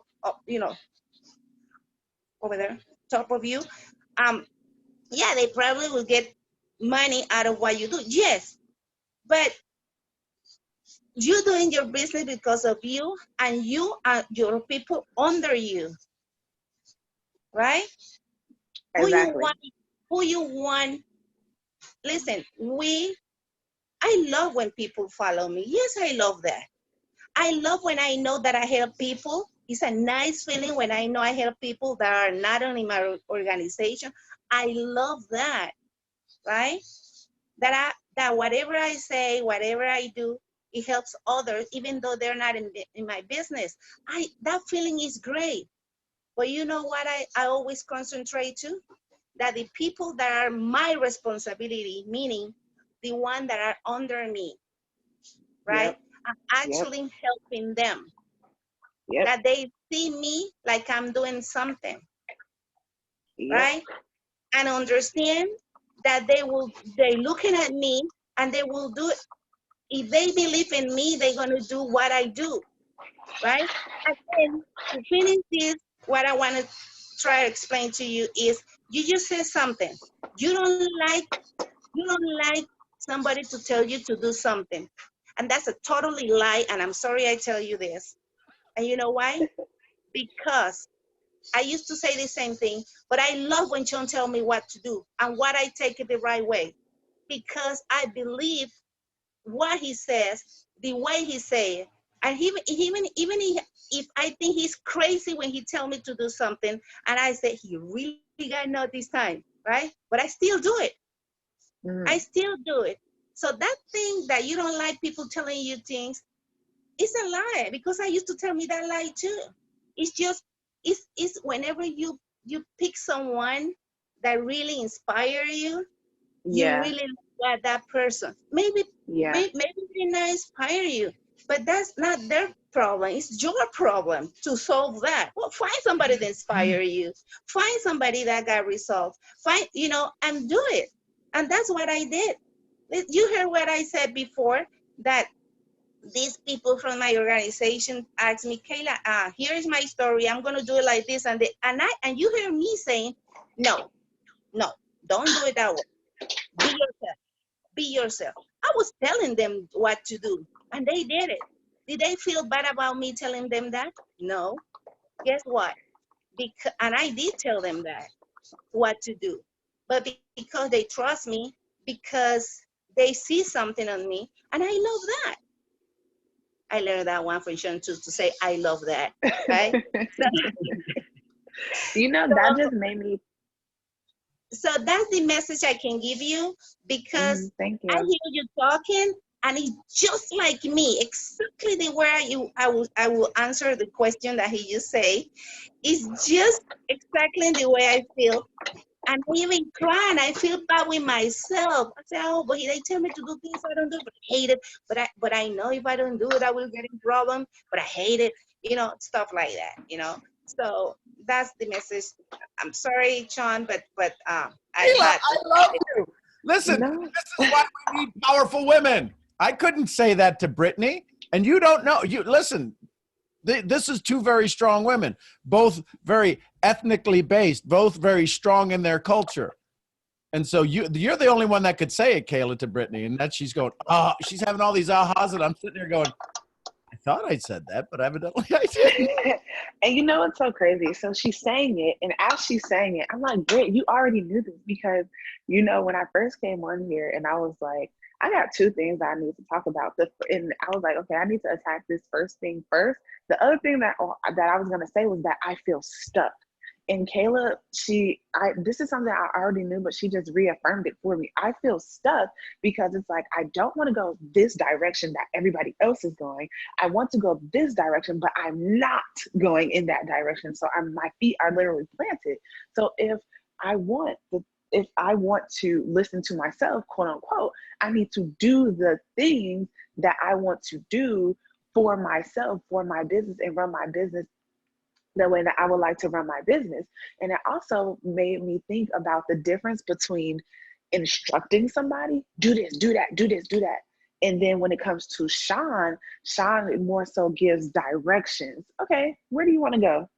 Okay, what do you have to do to get that this way? You know what I'm saying? It's a difference between, I don't know if y'all seen the meme or whatever, but like it's somebody who's right beside you, a leader that's right beside you, and then a leader that's in front of you and got you on the leash. It's different, you know? And I'm not the type of person, I'm not a personality type B where I could be on a leash. That's just not for me. If someone wants to lead me, if that's how they want to get to me, they will have to walk right beside me. That's just what I need. And it's crazy because that's the type of leader that I am also to people. So yeah, it makes complete sense. How cool is that? How cool is that, Brittany, that you got to be able to hear from this powerful woman in Panama, somebody that you would have never had a chance. I doubt you might have bumped in shoulders in an airport at some point in the rest of your careers. But this is the community that we create here. And you see, there's powerful women who are part of my organization. I don't quite have too many powerful guys yet who are part of my organization who are on this call. Why? Because I know the world's going to be saved by y'all. So now that you heard this, so here's the thing. So now that you heard this, Britt, what do you do with it? What'd you say? Aw. Because you call me Britt. Aw. Well. So, so now that you hear this, what changes? My drive, my action, my stagnation, I move, I get in motion, and Awesome. I show and I prove so that people don't feel like they got to come and say anything else to me again. So when Kyla does these different things and she'll call me and go, well, I did this and that didn't work. Okay, so what do you think might be different? Oh, I know it'd be different. Good, go do that. I mean, it's very rare that I do anything in the tactical way. So I'm always about the principle. Tactics change, principles never do. Strategies change, principles never do. Exactly. We're always going to talk to people. So there's going to be, we heard there was Facebook. Well, first there was MySpace, then there was Facebook, then there was Snapchat, and then there was WeChat in China and Asia, and then there was Instagram and Pinterest. Those are just strategies. Those are just tactics. The principle is, how do we communicate with people? Right. And so if we stay true to the principle, and if we communicate with people, and if we understand the philosophy of what our business is built on, our business is built on only doing two things. You know what the two things are? Number one, find customers. And number two, build leaders. That's it. One pays us well. The other one pays us extraordinarily well. Can I say one more thing? And so that may be some issue within these type of business models, right? So it's when someone comes into the business or your business, right? and you're a leader, and someone comes in already and they're already a leader, and you don't necessarily have to delegate to them as much as you would to other people, you would think that sometimes you'd be like, oh yeah, that's great. You know what I'm saying? Like they got it. But no, sometimes people feel overshadowed, or they don't feel as if, why don't I have to tell you what to do? Like, why are you able to do it without me? You know, like how are you doing this? Everybody else needs me. Why don't you need me? Are you, you know, like if so, it creates a fake power struggle, and I've experienced that. So my daddy always said this. My daddy always said, any job can get done if it doesn't matter who gets the credit.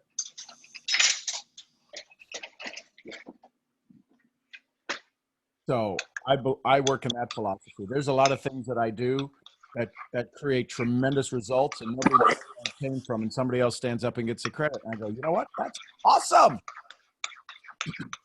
Not an issue. I'm glad that's happening.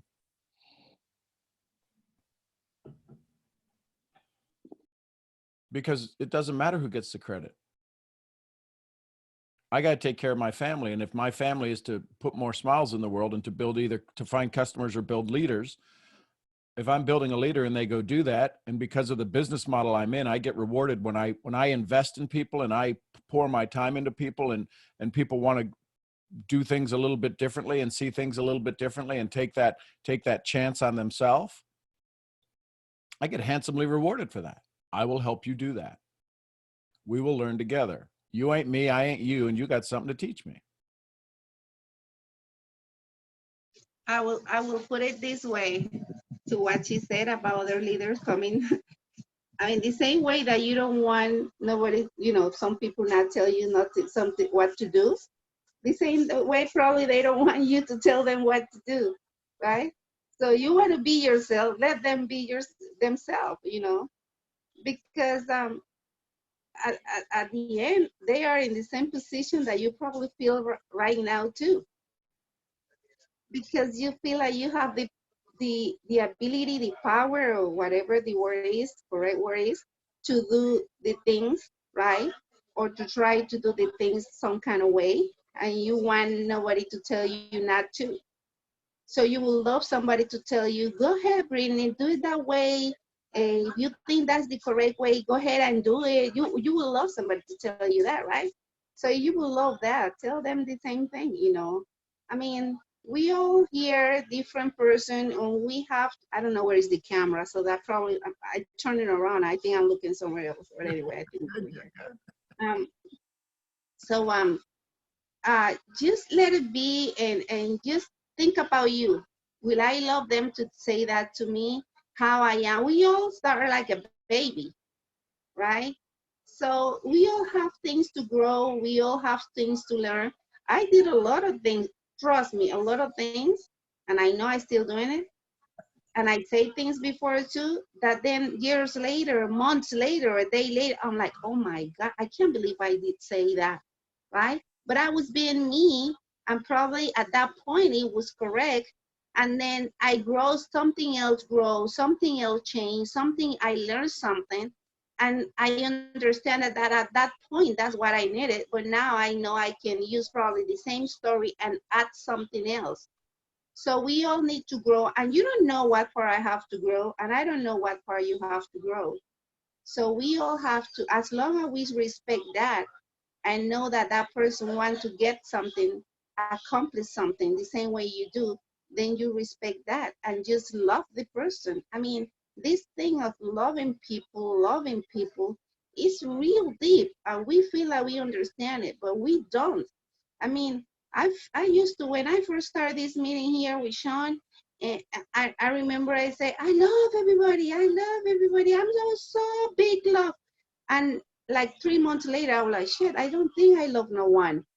I'm just, I don't know what kind of feeling I had that I thought it was love, right? And every day I'm learning something else, different type of love, but at the end it's love. As long as it's something that you feel, war will not, how you say that word? How do I say, like with punish you. World will not punish you for loving people. Even if you probably realize years later that it wasn't probably, I don't believe it's a correct way or not correct way. It's how you feel in that moment. So just love them and let them be. They are there for the same reason you are, to accomplish something because they need something. You probably need $1. I only need $5 when I start this. Only $5 I need. With $5, $10, I could eat that day and my kids and my family, right? So that was my goal, $10 per day when I start. So what I will do for those $10, it will be different for what other person will do if they need $10,000 per day. It's totally different. Trust me, they will do totally different things for what I will do for $10. So just let them be and thank God, and just always be thankful with the word, with God, that you got those people in your team, because they are there to teach you something. This is the same way we are there to teach them something. Just patient and give them time. Absolutely. Thank you. I wholeheartedly agree. And that just happened. These are transformations. So just be aware that I've been doing this for 30 years. The transformation takes about anywhere from 17 to 20 months. It just, if you're going to have to invest that much time, you can do well along the way. You'll have awakenings along the way, but to have that final thing that goes, the Kyla you see before you today was 18 months. And there's still so much more that's breaking through, but for her to lead that conversation wasn't going to happen a year ago. Wasn't going to happen 6 months ago. My experience says when you start to invest in somebody, it's an 18-month process. You've got to figure out a way to keep them engaged, keep you engaged, be able to keep the idea in the process. Some of you probably just broke out in a cold sweat. 18 months? I'm just telling you. You can change a habit in 21 days. You can become aware of a habit to change in 21 days. But if you want true change in your body, in your mind, in your soul, you're going to have to wait for the body to rebuild itself. Because we all have a new body every however many months, right? Cells are creating and dying, and cells are creating and dying. You're reformatting your hard drive with the process of new cells. So, awesome sauce. Thank you, Kyla. You're just absolutely amazing. I'm in awe and an honor to be a humble servant to you. So that's just happened. Gina, you got your hand up. Where's Gina? Hello.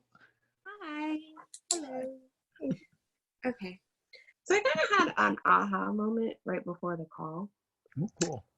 And it kind of goes towards me feeling stuck. And I realized that a lot of times, like, I'll feel like there's momentum picking up in my life. Mm-hmm. And I'll be like running and I'll be running. And then, but when it comes to taking that leap, it's like I'm slowing down once I see the leap coming. Mm-hmm. And it kind of reminded me of like when I used to run track back in the day. Mm-hmm. And I used to try to do the long jump. And that's the exact same thing that I would do with the long jump. Like I would run full speed. But once I saw it was time to jump, I would like slow down and I wouldn't jump as far. Mm-hmm. So then me thinking like that might be what's holding back the quantum leap that I want to have, that if I just jump, I might just have that quantum leap. So you're right on track. Where's Brittany? Brittany, can you speak to that? Hear that dialogue? Can you repeat what you just said? Oh, okay. No. Well, so let me ask you this. That was your addiction to approval. So would you like an answer to that question? Would you like some insight to that question? Yes. How much of it do you think would be worth repeating then? All of it. Okay. Okay. Let me give you a second. Okay. So I feel like in my life, I have momentum building up, and I'm running towards my goals and the things I want to accomplish. But when I see myself getting towards that leap, I slow my own self down. And then when I said, it reminded me of when I used to run track, and I was trying to do the long jump, and I would do the same exact thing. Like I would run full speed, but when it came time to jump, I would slow my own self down, and I wouldn't jump as far as I knew I could go. So that in my mind, I'm like, is that what's holding me back from having the quantum leap that I want to have in my life in general? You know that's what's holding you back. I know. But I'm like, I don't know what's stopping me from taking that leap. Well, you know you know that that's the thing that's holding you back, but you have to figure out why it is that you're doing that. And it's crazy because we always say like the way you do anything is how you do everything. So the fact that you related that all the way back to not, and that's, wow. Is this why you asked me this, Sean? Because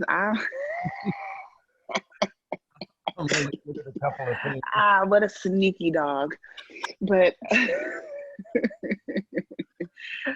I was the exact same way.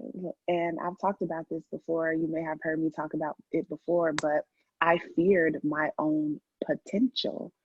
And once I was like, you know what? I know that I can do this. And then I wasn't doing it. And then people started saying, well, you can't do this. And I'm like, but I can do it. I can do it. And they're like, okay, well, we don't see you doing it. Why are you not doing it? And I was just like, why am I not doing it? So I just started to show up for myself. Because even if you think about when you're doing the long jump, right before you take the jump, you always, don't you take like a little pause to prepare yourself to take the leap? I don't know how it works. I'm actually asking. Oh, I mean, from what I remember, like you run and then you like, if I'm visualizing in my head, you run and you kind of like stoop down a little bit, and then you jump, right? Like you prepare yourself for the jump. Right. You built up the momentum, and then you take the leap, right? Yeah.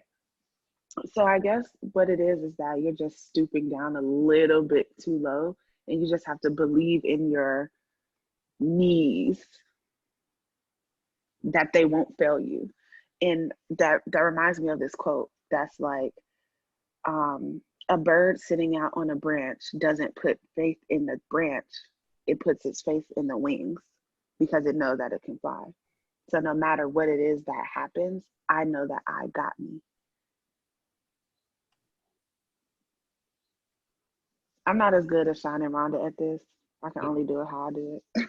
But I hope that makes sense. It makes sense. Yeah. Y'all hear that quote though?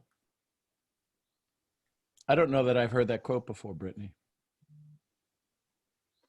Oh. And you can probably guess I've heard a lot of quotes. Would you hear that? Yeah. The bird doesn't put faith in the branch, it puts the faith in its wings because it knows it can fly.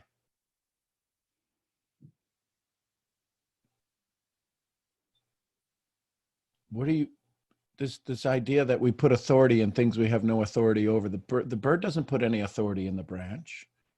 It puts the authority in the fact that it can fly. If it lands on the branch and the branch bends too far, it flies off and goes find another one. And yes, Brittany, that's exactly why I pull you into this. Because that's the best way to... You know that's how I learned too. I know. Well...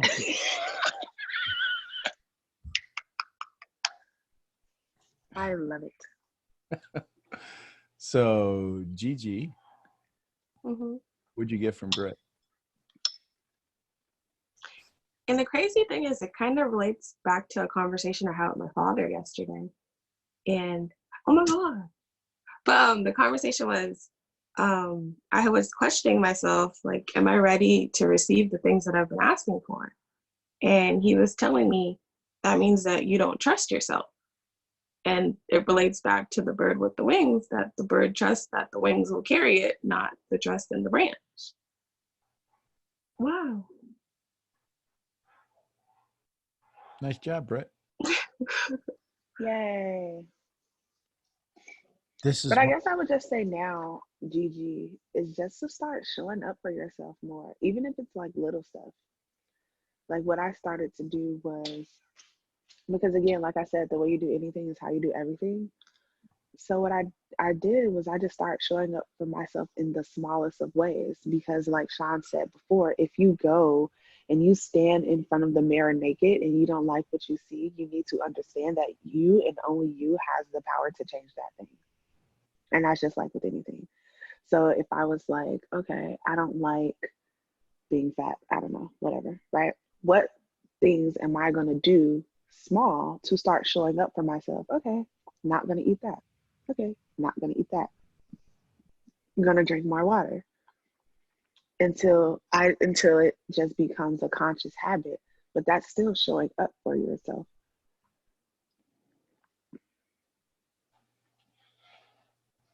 You getting on these calls and speaking on the calls is showing up for yourself.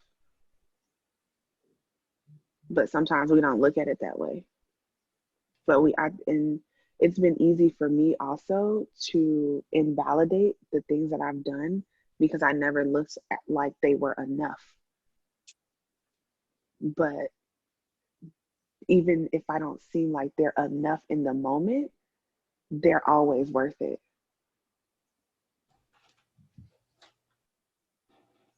Does that make sense? Yeah, it does. Thank you. Mm-hmm. how about that, Gigi? Yeah, I wasn't expecting that full circle moment, but I appreciate it. But here's the thing. We never are. We never are. Until, Jim Rohn's favorite word, right? Until when? Until we are.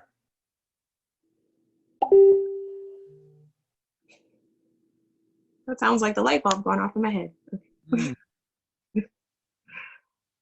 So here's the great news. Why did I have Brittany share that with you? Because Brittany knew the answer. You needed to hear it from somebody who you could hear it from. Right? Let me be very clear. I always say this all the time. We need to find a common enemy. And that common enemy changes moment to moment. When Kyla was speaking to Brittany, the common enemy wasn't competition in a business model. It was two strong women going, I don't like when to be told what to do. And the common enemy was, you can't tell me what to do. That was the common enemy, that thing. Don't tell me what to do, but tell me what to do so I can prove it to you that it doesn't fail. But tell me, I don't want to do what you want me to. That was the common enemy. That whole mindset, that whole idea made sense in Atlanta and made sense in Panama. The challenges we have are global. They're global, but they're only in our own world. Brittany's world is not in Panama, where Kyla's world is. But funny how two different worlds can collide into a global concept and find the common enemy. This is the only thing that we need to do when we have a conversation with a prospect. Find the common enemy, go to battle with them, and now slay the dragon.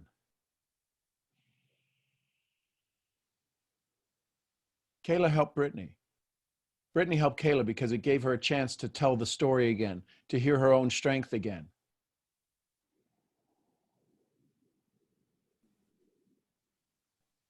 Gigi asked a question. Brittany, could you give an answer? Brittany did.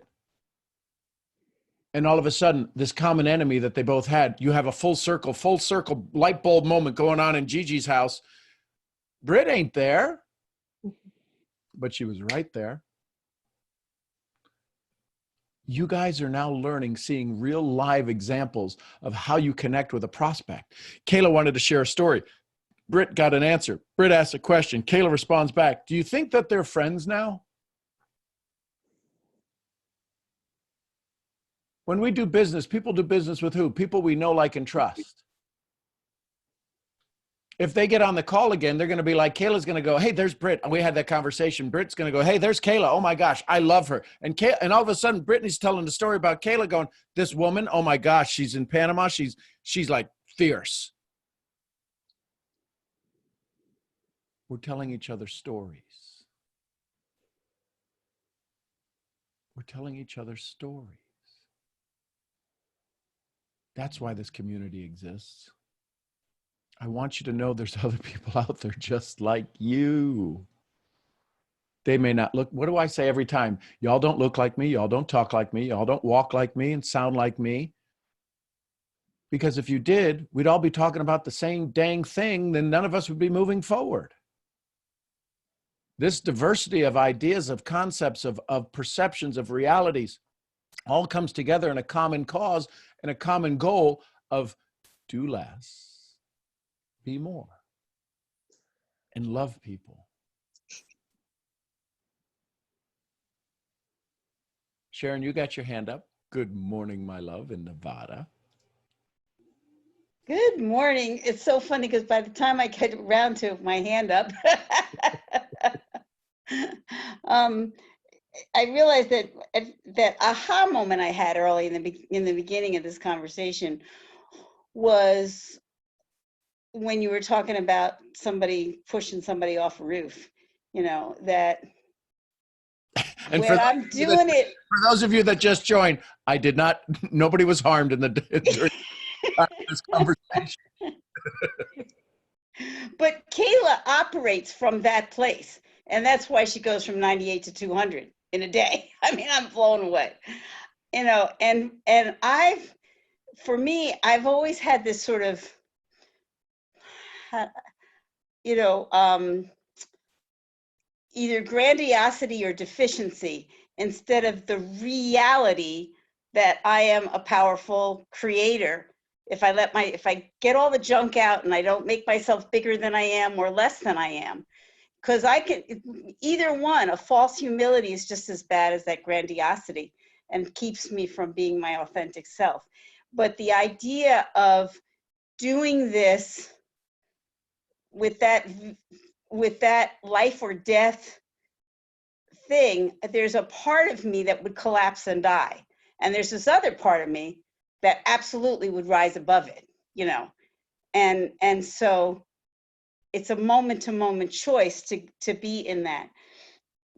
And the question I had for you that made me raise my hand had to do with because what happens is, you know, I lost everything in 2010. I mean, 2010, yeah, I lost everything, you know, houses, retirement, everything that I built my whole life, you know, that looked, all my material possessions, I should say. And you had talked about when you lost everything, not your fault. I mean, it was like an act of God in a way, you know, storms and stuff.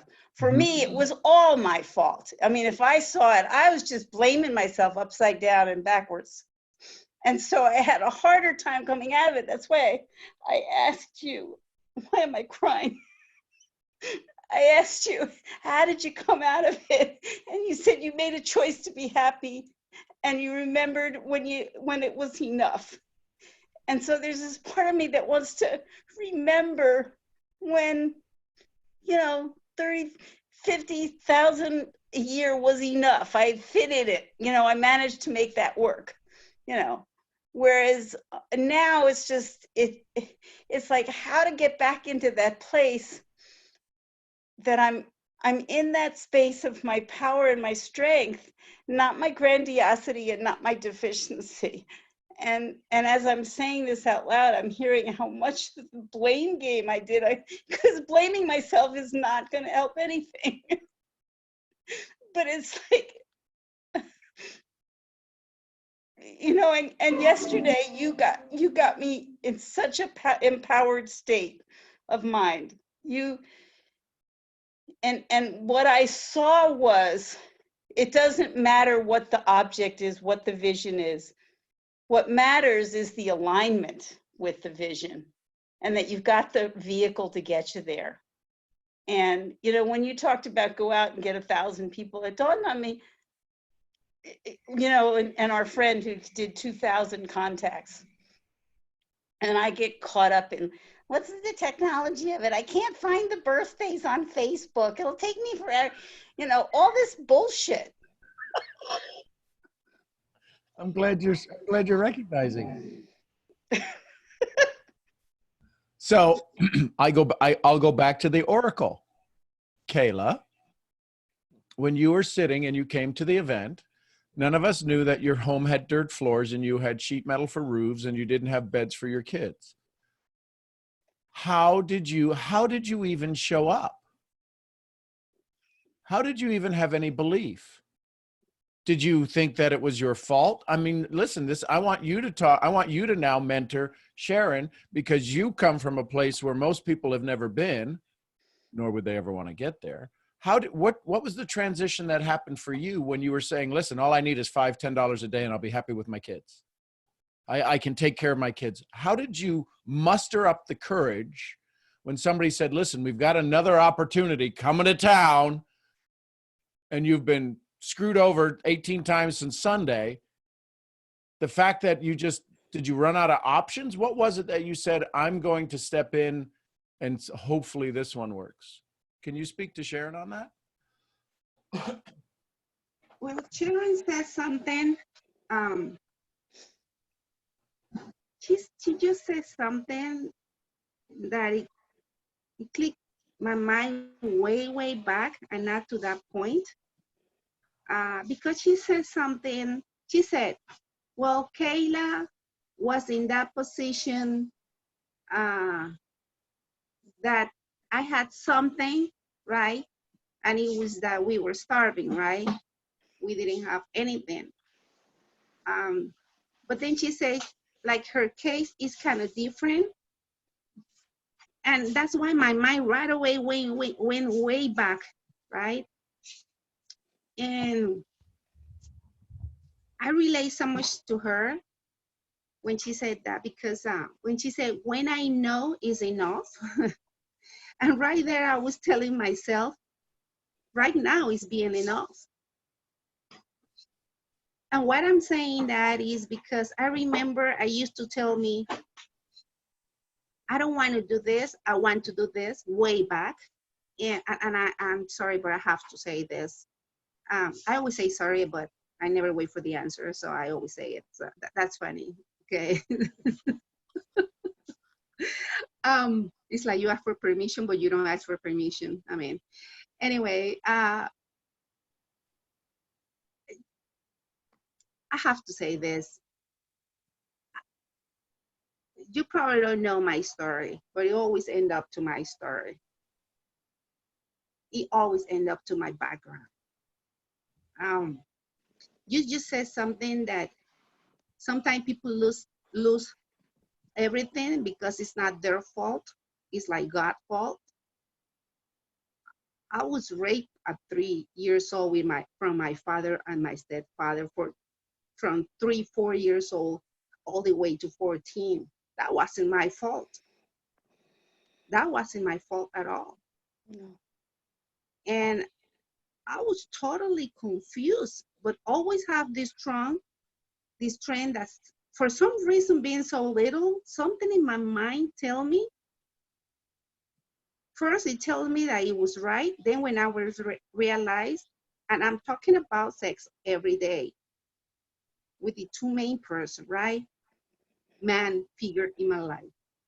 And when I realized it was wrong, something inside me tells me, just keep going, Kayla, keep going, keep going. But I don't want to talk about that part. I want to talk about the part, because that I can say that it wasn't my fault. But then it comes to the point that all that finished, right? I can say it like kind of like, if I don't tell my whole story, I can say I took care of that, right? But then my other part comes when I was 14. When I started to do all these things to accomplish something, and I started to do prostitution, drugs, right? That was my fault. I mean, fault. because it's not really. It's what happened before. But now I don't have nothing to say like this happened because God wanted to happen, because I have control over that. But I didn't want to have control because I thought that was the correct way of run away for everything that happened to me. So I was doing all these things, even though I knew that I don't want to do it. I didn't make me feel good. And I knew that I want to do something different, but I still doing it. You don't know how many times I tell myself when I was doing all those drugs, I said to myself, I know this is not right, but I keep sniffing my cocaine, my marijuana, my ecstasies. I keep doing all that, even though I knew it wasn't right. You know what? Because really, really something in my life, in my mind, it wasn't enough. That's why when you said, when I know it's enough, I said, right now it's enough. When you really start, when you really can open in front of other people, when you really feel like you can talk about it and cry about it, something is getting to you. It took me years. But you know what? When I decide I won't do drugs no more, I didn't go into no rehab. One day I get up. One day I get up and I say, I will never, ever do drugs again. And I tell you, it took me almost, I stopped doing all those drugs about, I'm 47 and I stopped when I was 20, 25, 26. And I can tell you, still 5 years ago, no, 6 years ago, I still had the feeling of doing it. So from 26 to 46, I mean to almost 20 years, I still have the feeling. I even feel it in my jaw. Like, because when you do cocaine, you have this, and sometimes you go like this. And whoever knows about it, and now you all know about this, so I will make sure I don't do that move in front of you guys. But whenever you let me go like this, it's like something inside me want to get over me, and I say, it was enough. So you really, what made me change a lot of things in my life is when I realize now, I do realize now, I didn't realize that before, but I do realize now that when I say, gosh, I can't do it, I say, it's not enough for you then. Every time I say, oh, I can't do that. Every time I try to convince myself, no, it's people don't understand technology, or people don't know how to load down or Zoom. I say, Kyla, it's not enough for you because you buying people excuses. And that's how I realize now when it's enough for me and when it's not enough for me. Because after doing so many drugs for so many years, one day it took me to say no more. And I still have the feeling. And I remember 6 years ago, I was this close to the cocaine again. And in Panama, it's real cheap. Because what cost me $500 in the United States cost me $1 in Panama. Imagine that. So I could do more here. When I said, when I was a stripper, when I was prostitute, I was doing all that. It wasn't enough. I was just running away for a past. And even though I knew that that wasn't right according to the society, right? To me, it was right. To me, it was still not, how you say that? Like, I mean, I wasn't in the point to say enough, Kayla. I enjoy what I was doing. I enjoy people clapping at me at the street bar. I mean, so I understand now that when I hit that point of crying, because I do cry a lot. I cry because telling my story, I cry on my own room by myself. But when I start to cry, when now I can get in front of people and tell this that you just did, I say, I'm reaching that point. And you just have to trust me. You have to trust yourself and really find that point that is really, you probably don't have what now. That's what I have to go back to my story is because, yes, when I found this opportunity, maybe that point, my need was my kid. My need was, I see them hungry. Yes, maybe you can say that I have something there that, yeah, I can, if you put somebody in the building and push, yes, I have that strong. Yes, you can say that. But that can happen in that example. That can happen in any example. You really need to find what you really want in life. Last year, May, in this type of meeting, right here in this meeting with Sean, I told one day, I told everybody last year in May, I told everybody that I thought I was gonna die. I was diagnosed. Rhonda was here, Leslie was here, Rob was here. They see me crying. Well, at that point, I didn't want to cry. I want to show that I was strong. But you know how it is that they tell that you think that you probably can die the next day. And when they told me that, I said, gosh, just because I think I'm gonna die probably next month, I'm gonna do all this. But I didn't do everything before. So you telling me that because I have my kids this and my position was that. But what about if you knew that tomorrow you will lose everything again? Not your fault. not this time, not your fault. Won't you stand up there and do everything? I say enough is enough. You get into that point because I know that feeling of getting to that point. That point that you say, and what's happening right now is that point. But you know what? When this meeting, this Zoom finish, you can't just go in the room and pretend that nothing happened because that's the worst thing that you can do. You need to go in your room and you want to cry more, you just cry more, but you say, you know what? This is it. Don't pretend that nothing happened. Just go out there, go and get in your room, cry all you want, cry all day if you want, but just today. Just today. Because this is your breaking point. I don't know you. I don't know if you really tell these things to everybody, but for the way I feel that I've been there, trust me, we don't go out there telling people and crying in front of people just by hobby. When we do that, it's because we feel comfortable. When we do that, it's because we're asking for help. You know how many times I called Rhonda? One day I called Rhonda. And I said, I need to get in the Zoom with you. I called Sean. I said, I need to get in the Zoom with you. And I called Leslie. I said, I need to get in the Zoom with you right now. I called them just to cry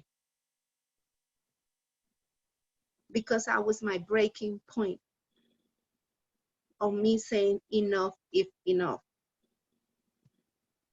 So don't feel, the first thing that you need to do is stop saying to yourself that it was your fault, that everything. No, trust me. If it wasn't your fault, still you will say it was your fault. We always gonna say it's our fault. There are people right now saying that COVID is because God wanted to happen. And there is people probably say that no, it's not God, that is probably the human being, whatever. At the end, it's something that is happening. So that's what we think about. You have to think about whatever is going on, and just stop thinking about if it is your fault or it's not your fault. And you really have to look inside your heart and say, really, really, what you want. Just one day I remember I told myself, you know what I want? I just want to get up and smile every day. That was it. And trust me, that's all I wanted. Why? Because at that point I already, I had food on my table. I was doing a business. I was helping a team, but I was missing something. Every day I get up in the morning, I didn't feel like smiling. So I said, I need to do something so I can start to smile. Enough is enough. So when I started to do this business, it's more about what was going on right there. It was more about what was been going on in my mind for many years. And I wanted to be me. And that's why Sean just said something there. Sean said, months ago, you don't have me talking like this. All I do is listen, listen, listen. And I have so much things to say, and I never say. You know what, that I use, and I know you, Sean, probably remember this. I was so scared of talking that I keep saying that I don't speak good English. And that was my excuse. And I don't know if I do speak good English or not, but I feel like I do. So that's it. As long as I feel like I speak good English, that's fine. I don't know if you guys understand me or not, but I feel like I do speak English and somebody will understand. And I forget some words sometimes. But it's the way you feel. And today is that day. But you don't finish this phone call and go you hide and pretend that nothing happened. No way. Go and cry more if you want to cry, but then clean your face because you're a strong woman. We are a strong woman. Mhm. I love you. Love you. Thank you, Kyla. Thank you. Thank you. I realize yesterday, Sean, when we were talking about what matters more or less on that list. And this may sound silly to you guys, but all my life I have sort of been at the top of my game until the last 10 years. And I've always, I went into Wall Street as a typist and became a senior vice president and grew a company to $17 billion, but never felt like I deserved it, or, it was always just staying ahead of the fear of, it was always just staying, avoiding the collapse that I felt was imminent inside me, and my inability to take care of myself because nobody ever took care of me. And when I hear how nobody took care of Kyla, it wasn't as bad as that. But in today's world, and, the social workers would have taken us out of the home. The neglect was there. And so learning how to really love myself, not just love on others, really learn to apply to myself the loving that I can give to others. And making this business work because it will help take care of my future. Because at 74 years old, I have nothing to fall back on. And to really to stand in my strength and to rise up out of this is more than just making some money. It's more than helping my family. It's more than getting my home back. It's about knowing that I deserve my own love and my own capacity, and the world deserves the example that I get to give them, the model that I can be. And all of that other nonsense, it's like, if I don't know how to do something, go on YouTube and learn it, do it if I need that skill. But getting it, if I can just go to that place of this is drawing the line in the sand. This is the line in the sand. And I have the backup that I've never had before. You can't do it for me, Sean, but you sure do help. I mean, 6 sales in the first few weeks of a company for me is ginormous. I've never gotten 6 sales of anything in a month, ever.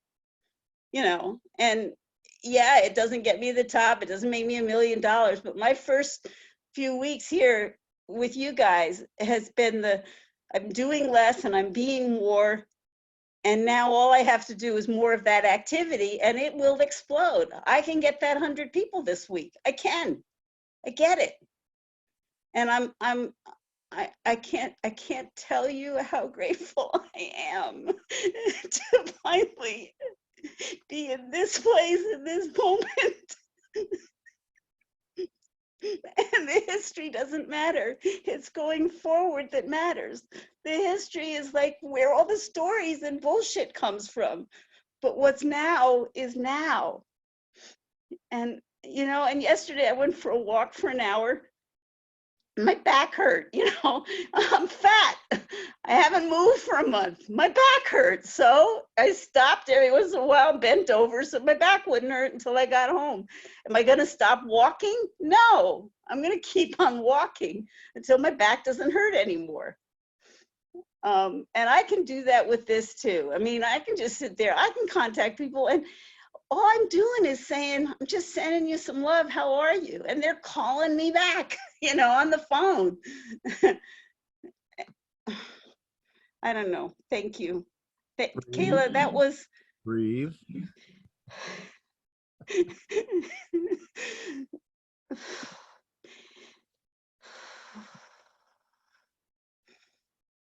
This is family. This call is family. We may not, some of us are in the same business, some of us aren't. This is about making the world a better place.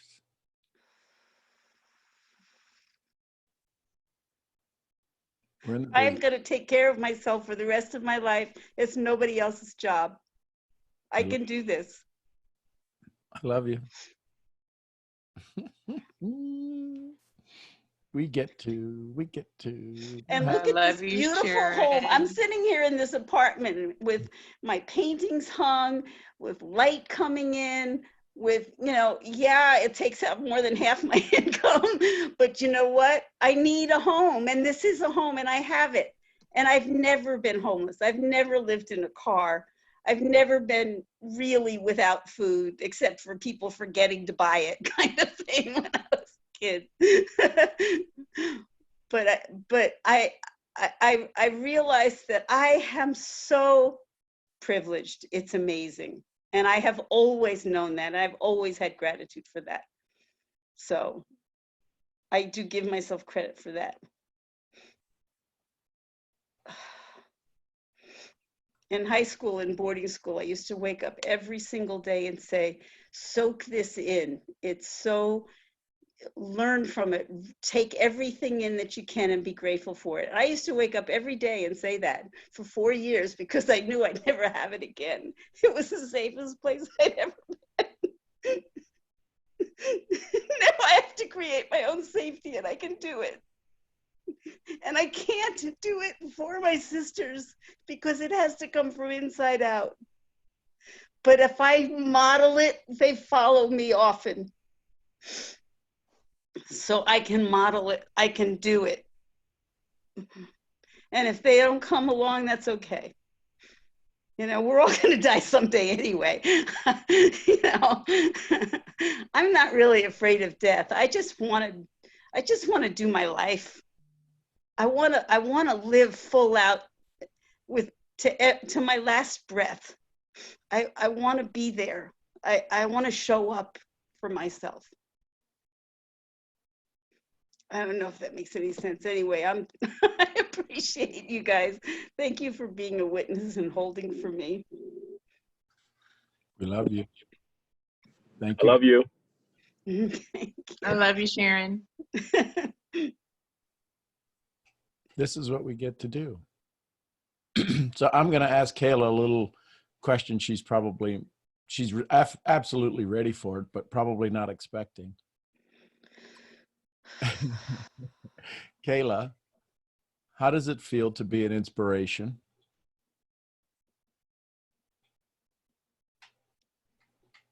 Got to unmute.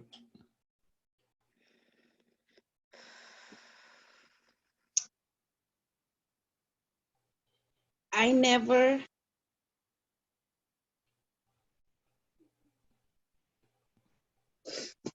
imagined this in my life, and that this could. I mean, I I've been through so much, practically since I born, and I always look at everything. Well, I not even try to think that I was bad back then. I just try to not think about it. But then when I started to think about it, I started to feel real bad. And I never thought I was going to be an inspiration to no one. Never, ever thought that. Because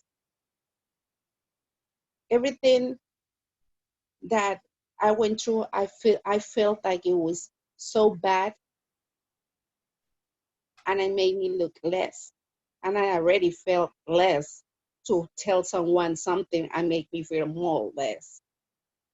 So I never thought I would be an inspiration to no one. Never.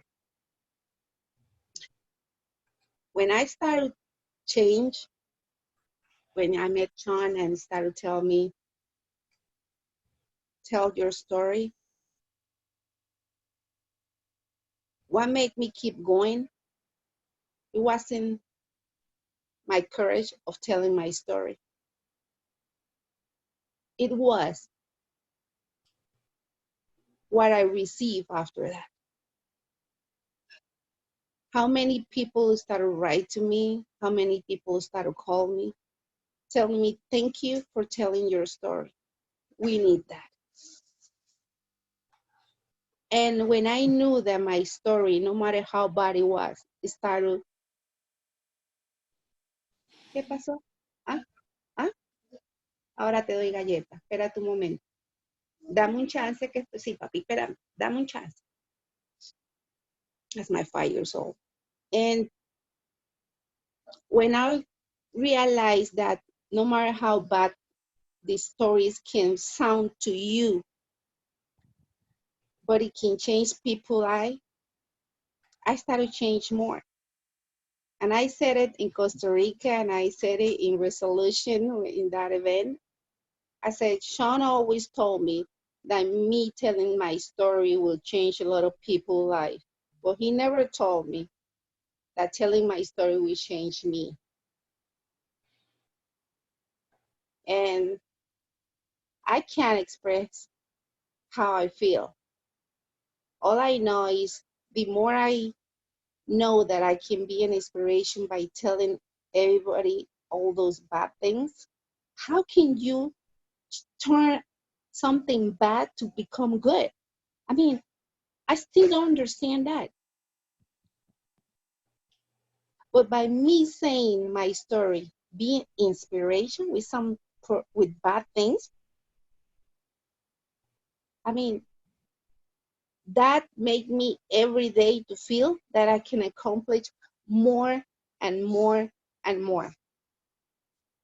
I don't know what it is. Maybe she'll know what it is. What happened in the world when you do that? I still don't understand. All I know is every time I tell my story, and trust me, I still have hard time doing it.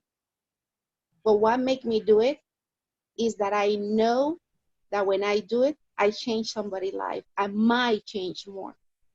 When I start to tell my story and be an inspiration, I realized that there is, well, a lot of people say, Kayla, it's no worse things that you happen. I say, trust me, they are.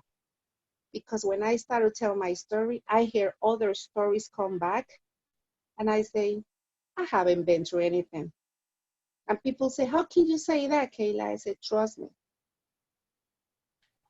There's always somebody out there that needs your story, somebody out there that going through the same thing or worse than yours. So we all can be inspiration. We just don't know. We just don't know because we don't want to tell our story just like it is. I was so ashamed saying that 2 years ago I didn't have no floor. It was mud floor, that I didn't have bed, that we all sleep in one bed, that I was so ashamed of saying that. And that story is the one that made me have more now. And that story make other people have more now. So I don't have a way to, one word to explain how I feel. All I know is that everybody here should start to tell their story. I read something, I don't know if I understood correct, but I think Sean wrote something somewhere, because for some reason I received message from Sean like everywhere. Every single app in the phone is like Sean there, Sean there, Sean there. And I read something says, if you want to tell your story, tell me, or something like that. And I was like, gosh, he should be receiving a lot of messages, because all those 500 person that connect in that meeting the other day, they all should have a story that to tell. So there is 500 sessions there of storytelling. Everybody have a story to tell, and every story helps someone, even help everybody, because your story helped me. You think I'm helping you? You helping me. Being yourself, because you said some things there that I'm not going to say what it is, but you said some things right there that help me think about me.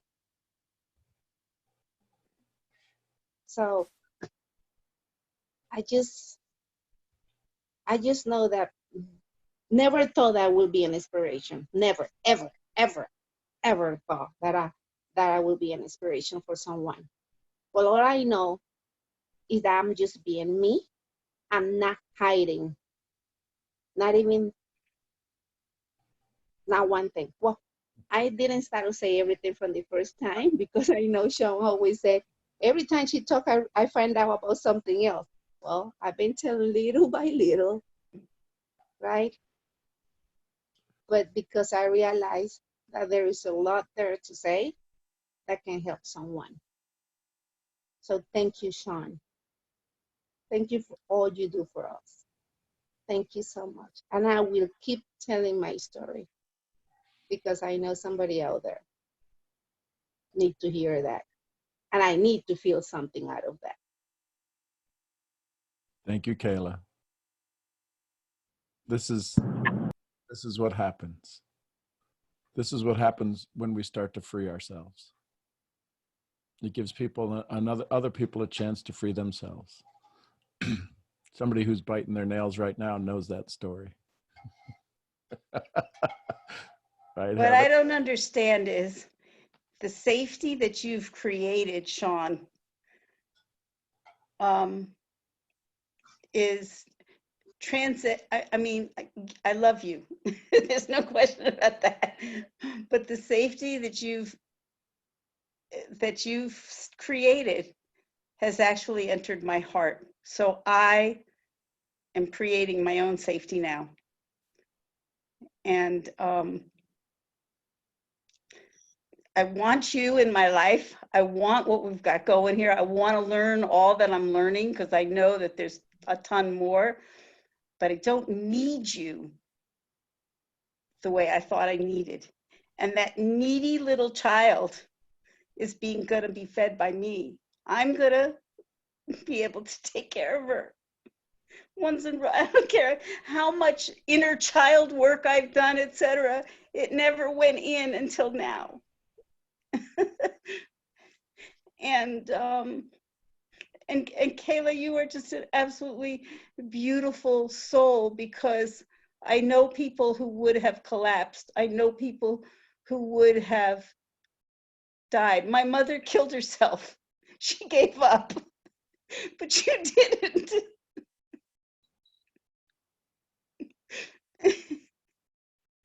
And I won't give up.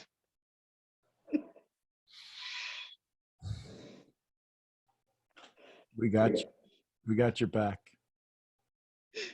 And Rhonda, there's I don't know my Bible the way you do, but isn't there a place where it says that what the enemy throws at you to harm you will be turned around Yeah, into something good? what the enemy means for bad, God will use for good. So the other scripture is all things work together for good for them that love the Lord. We got you, girl. We love you. Hey, Sharon. Thank you, everybody. Sharon, welcome home. Glad you made it here. Welcome home, sister. I have no headache, guys. Heather, I hear you stirring. How are you doing? I'm okay. Like listening to Kyla, I relate so much to the things that she said because we struggled for so many years, right, to accept ourselves, and we had hid from the things that had happened to us, and we didn't think about them, and we looked at ourselves in really bad light because of the things that other people had done to us. And then to find out or to realize that just by sharing our stories, how much it can inspire others and how it can help others, but in how much it helps ourselves, like how much we really grow by learning to love ourselves and helping others. And there's so much power in the horrible things that we've had to endure, but it's how we come out of it that really matters. Very cool. I love you. I love you too. Well, there you go, folks. There's another amazing day. I have to get ready for another call that I get to share and get to have conversations with folks. But I want to say thank you for every one of you that brought your hearts today. I want to say thank you for every one of you that listened with your hearts today. And this is a place you belong in this moment. Not with a title, not with something that fractions you as a person, but you belong. You're a human being first, and you belong, and you're worthy. So, RBP, any last thoughts? Oh, there goes that bus again. Thank you, man. I love you. No, that was beautiful. It was a mic drop. There you go. I'm thankful for you, Sean. I'm thankful for everybody on this call. The growth is amazing. Every one of us, the heart's showing up and the love that's here. I wrote one question I wrote a whole bunch of questions, but the one that I wanted to share, let me go back to it. Hang on just a second.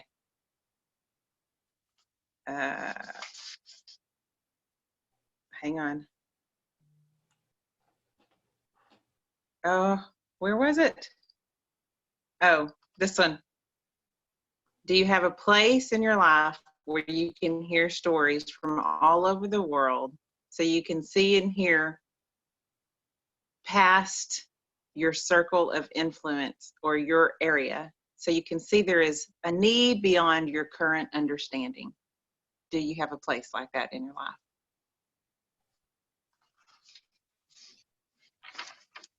Yeah, Joanne, you're right here. That's exactly it. But who doesn't? Whoever's not here, there's only 29 people here, and there's how many billions of people in this world? Who doesn't have that place? That's the question I'll probably pose today in a video, because when you get past here, a whole new world is out there. And that's when you will rise to be you, because you'll realize there is a need for you and that you were created for right now, and we need you out there. Yep. So I'm thankful I'm here.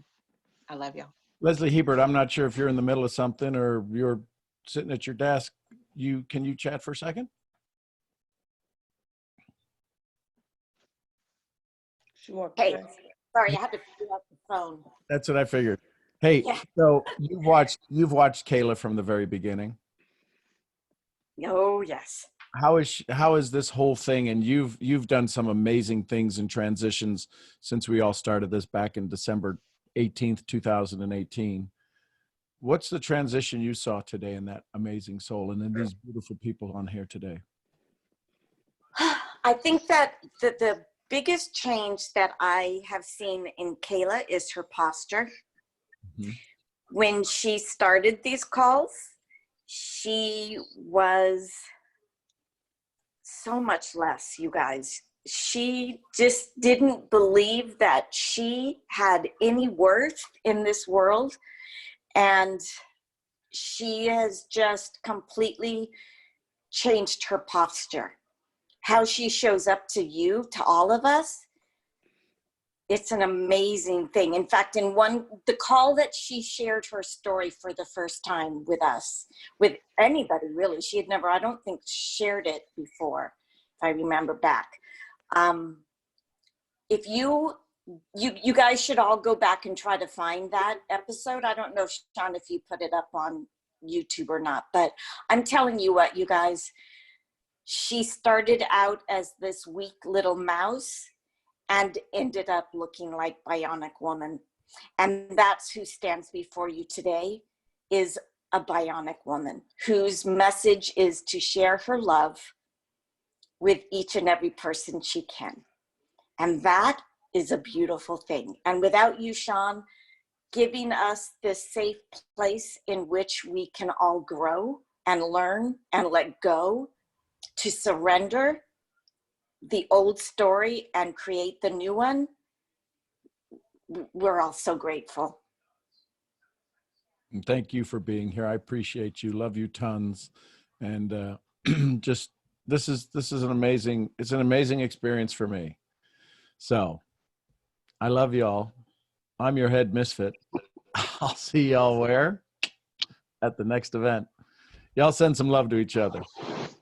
Bye, y'all. Love y'all. Love y'all. Love y'all. Love you, my Misfit family. Have a great Saturday. Everyone have a blessed day. See y'all And to tomorrow. all the strong women out there I love you. providing for us, Bye, guys. lifting us. I love you all. Thank you, guys. Real. Thanks, guys. Bye, everybody.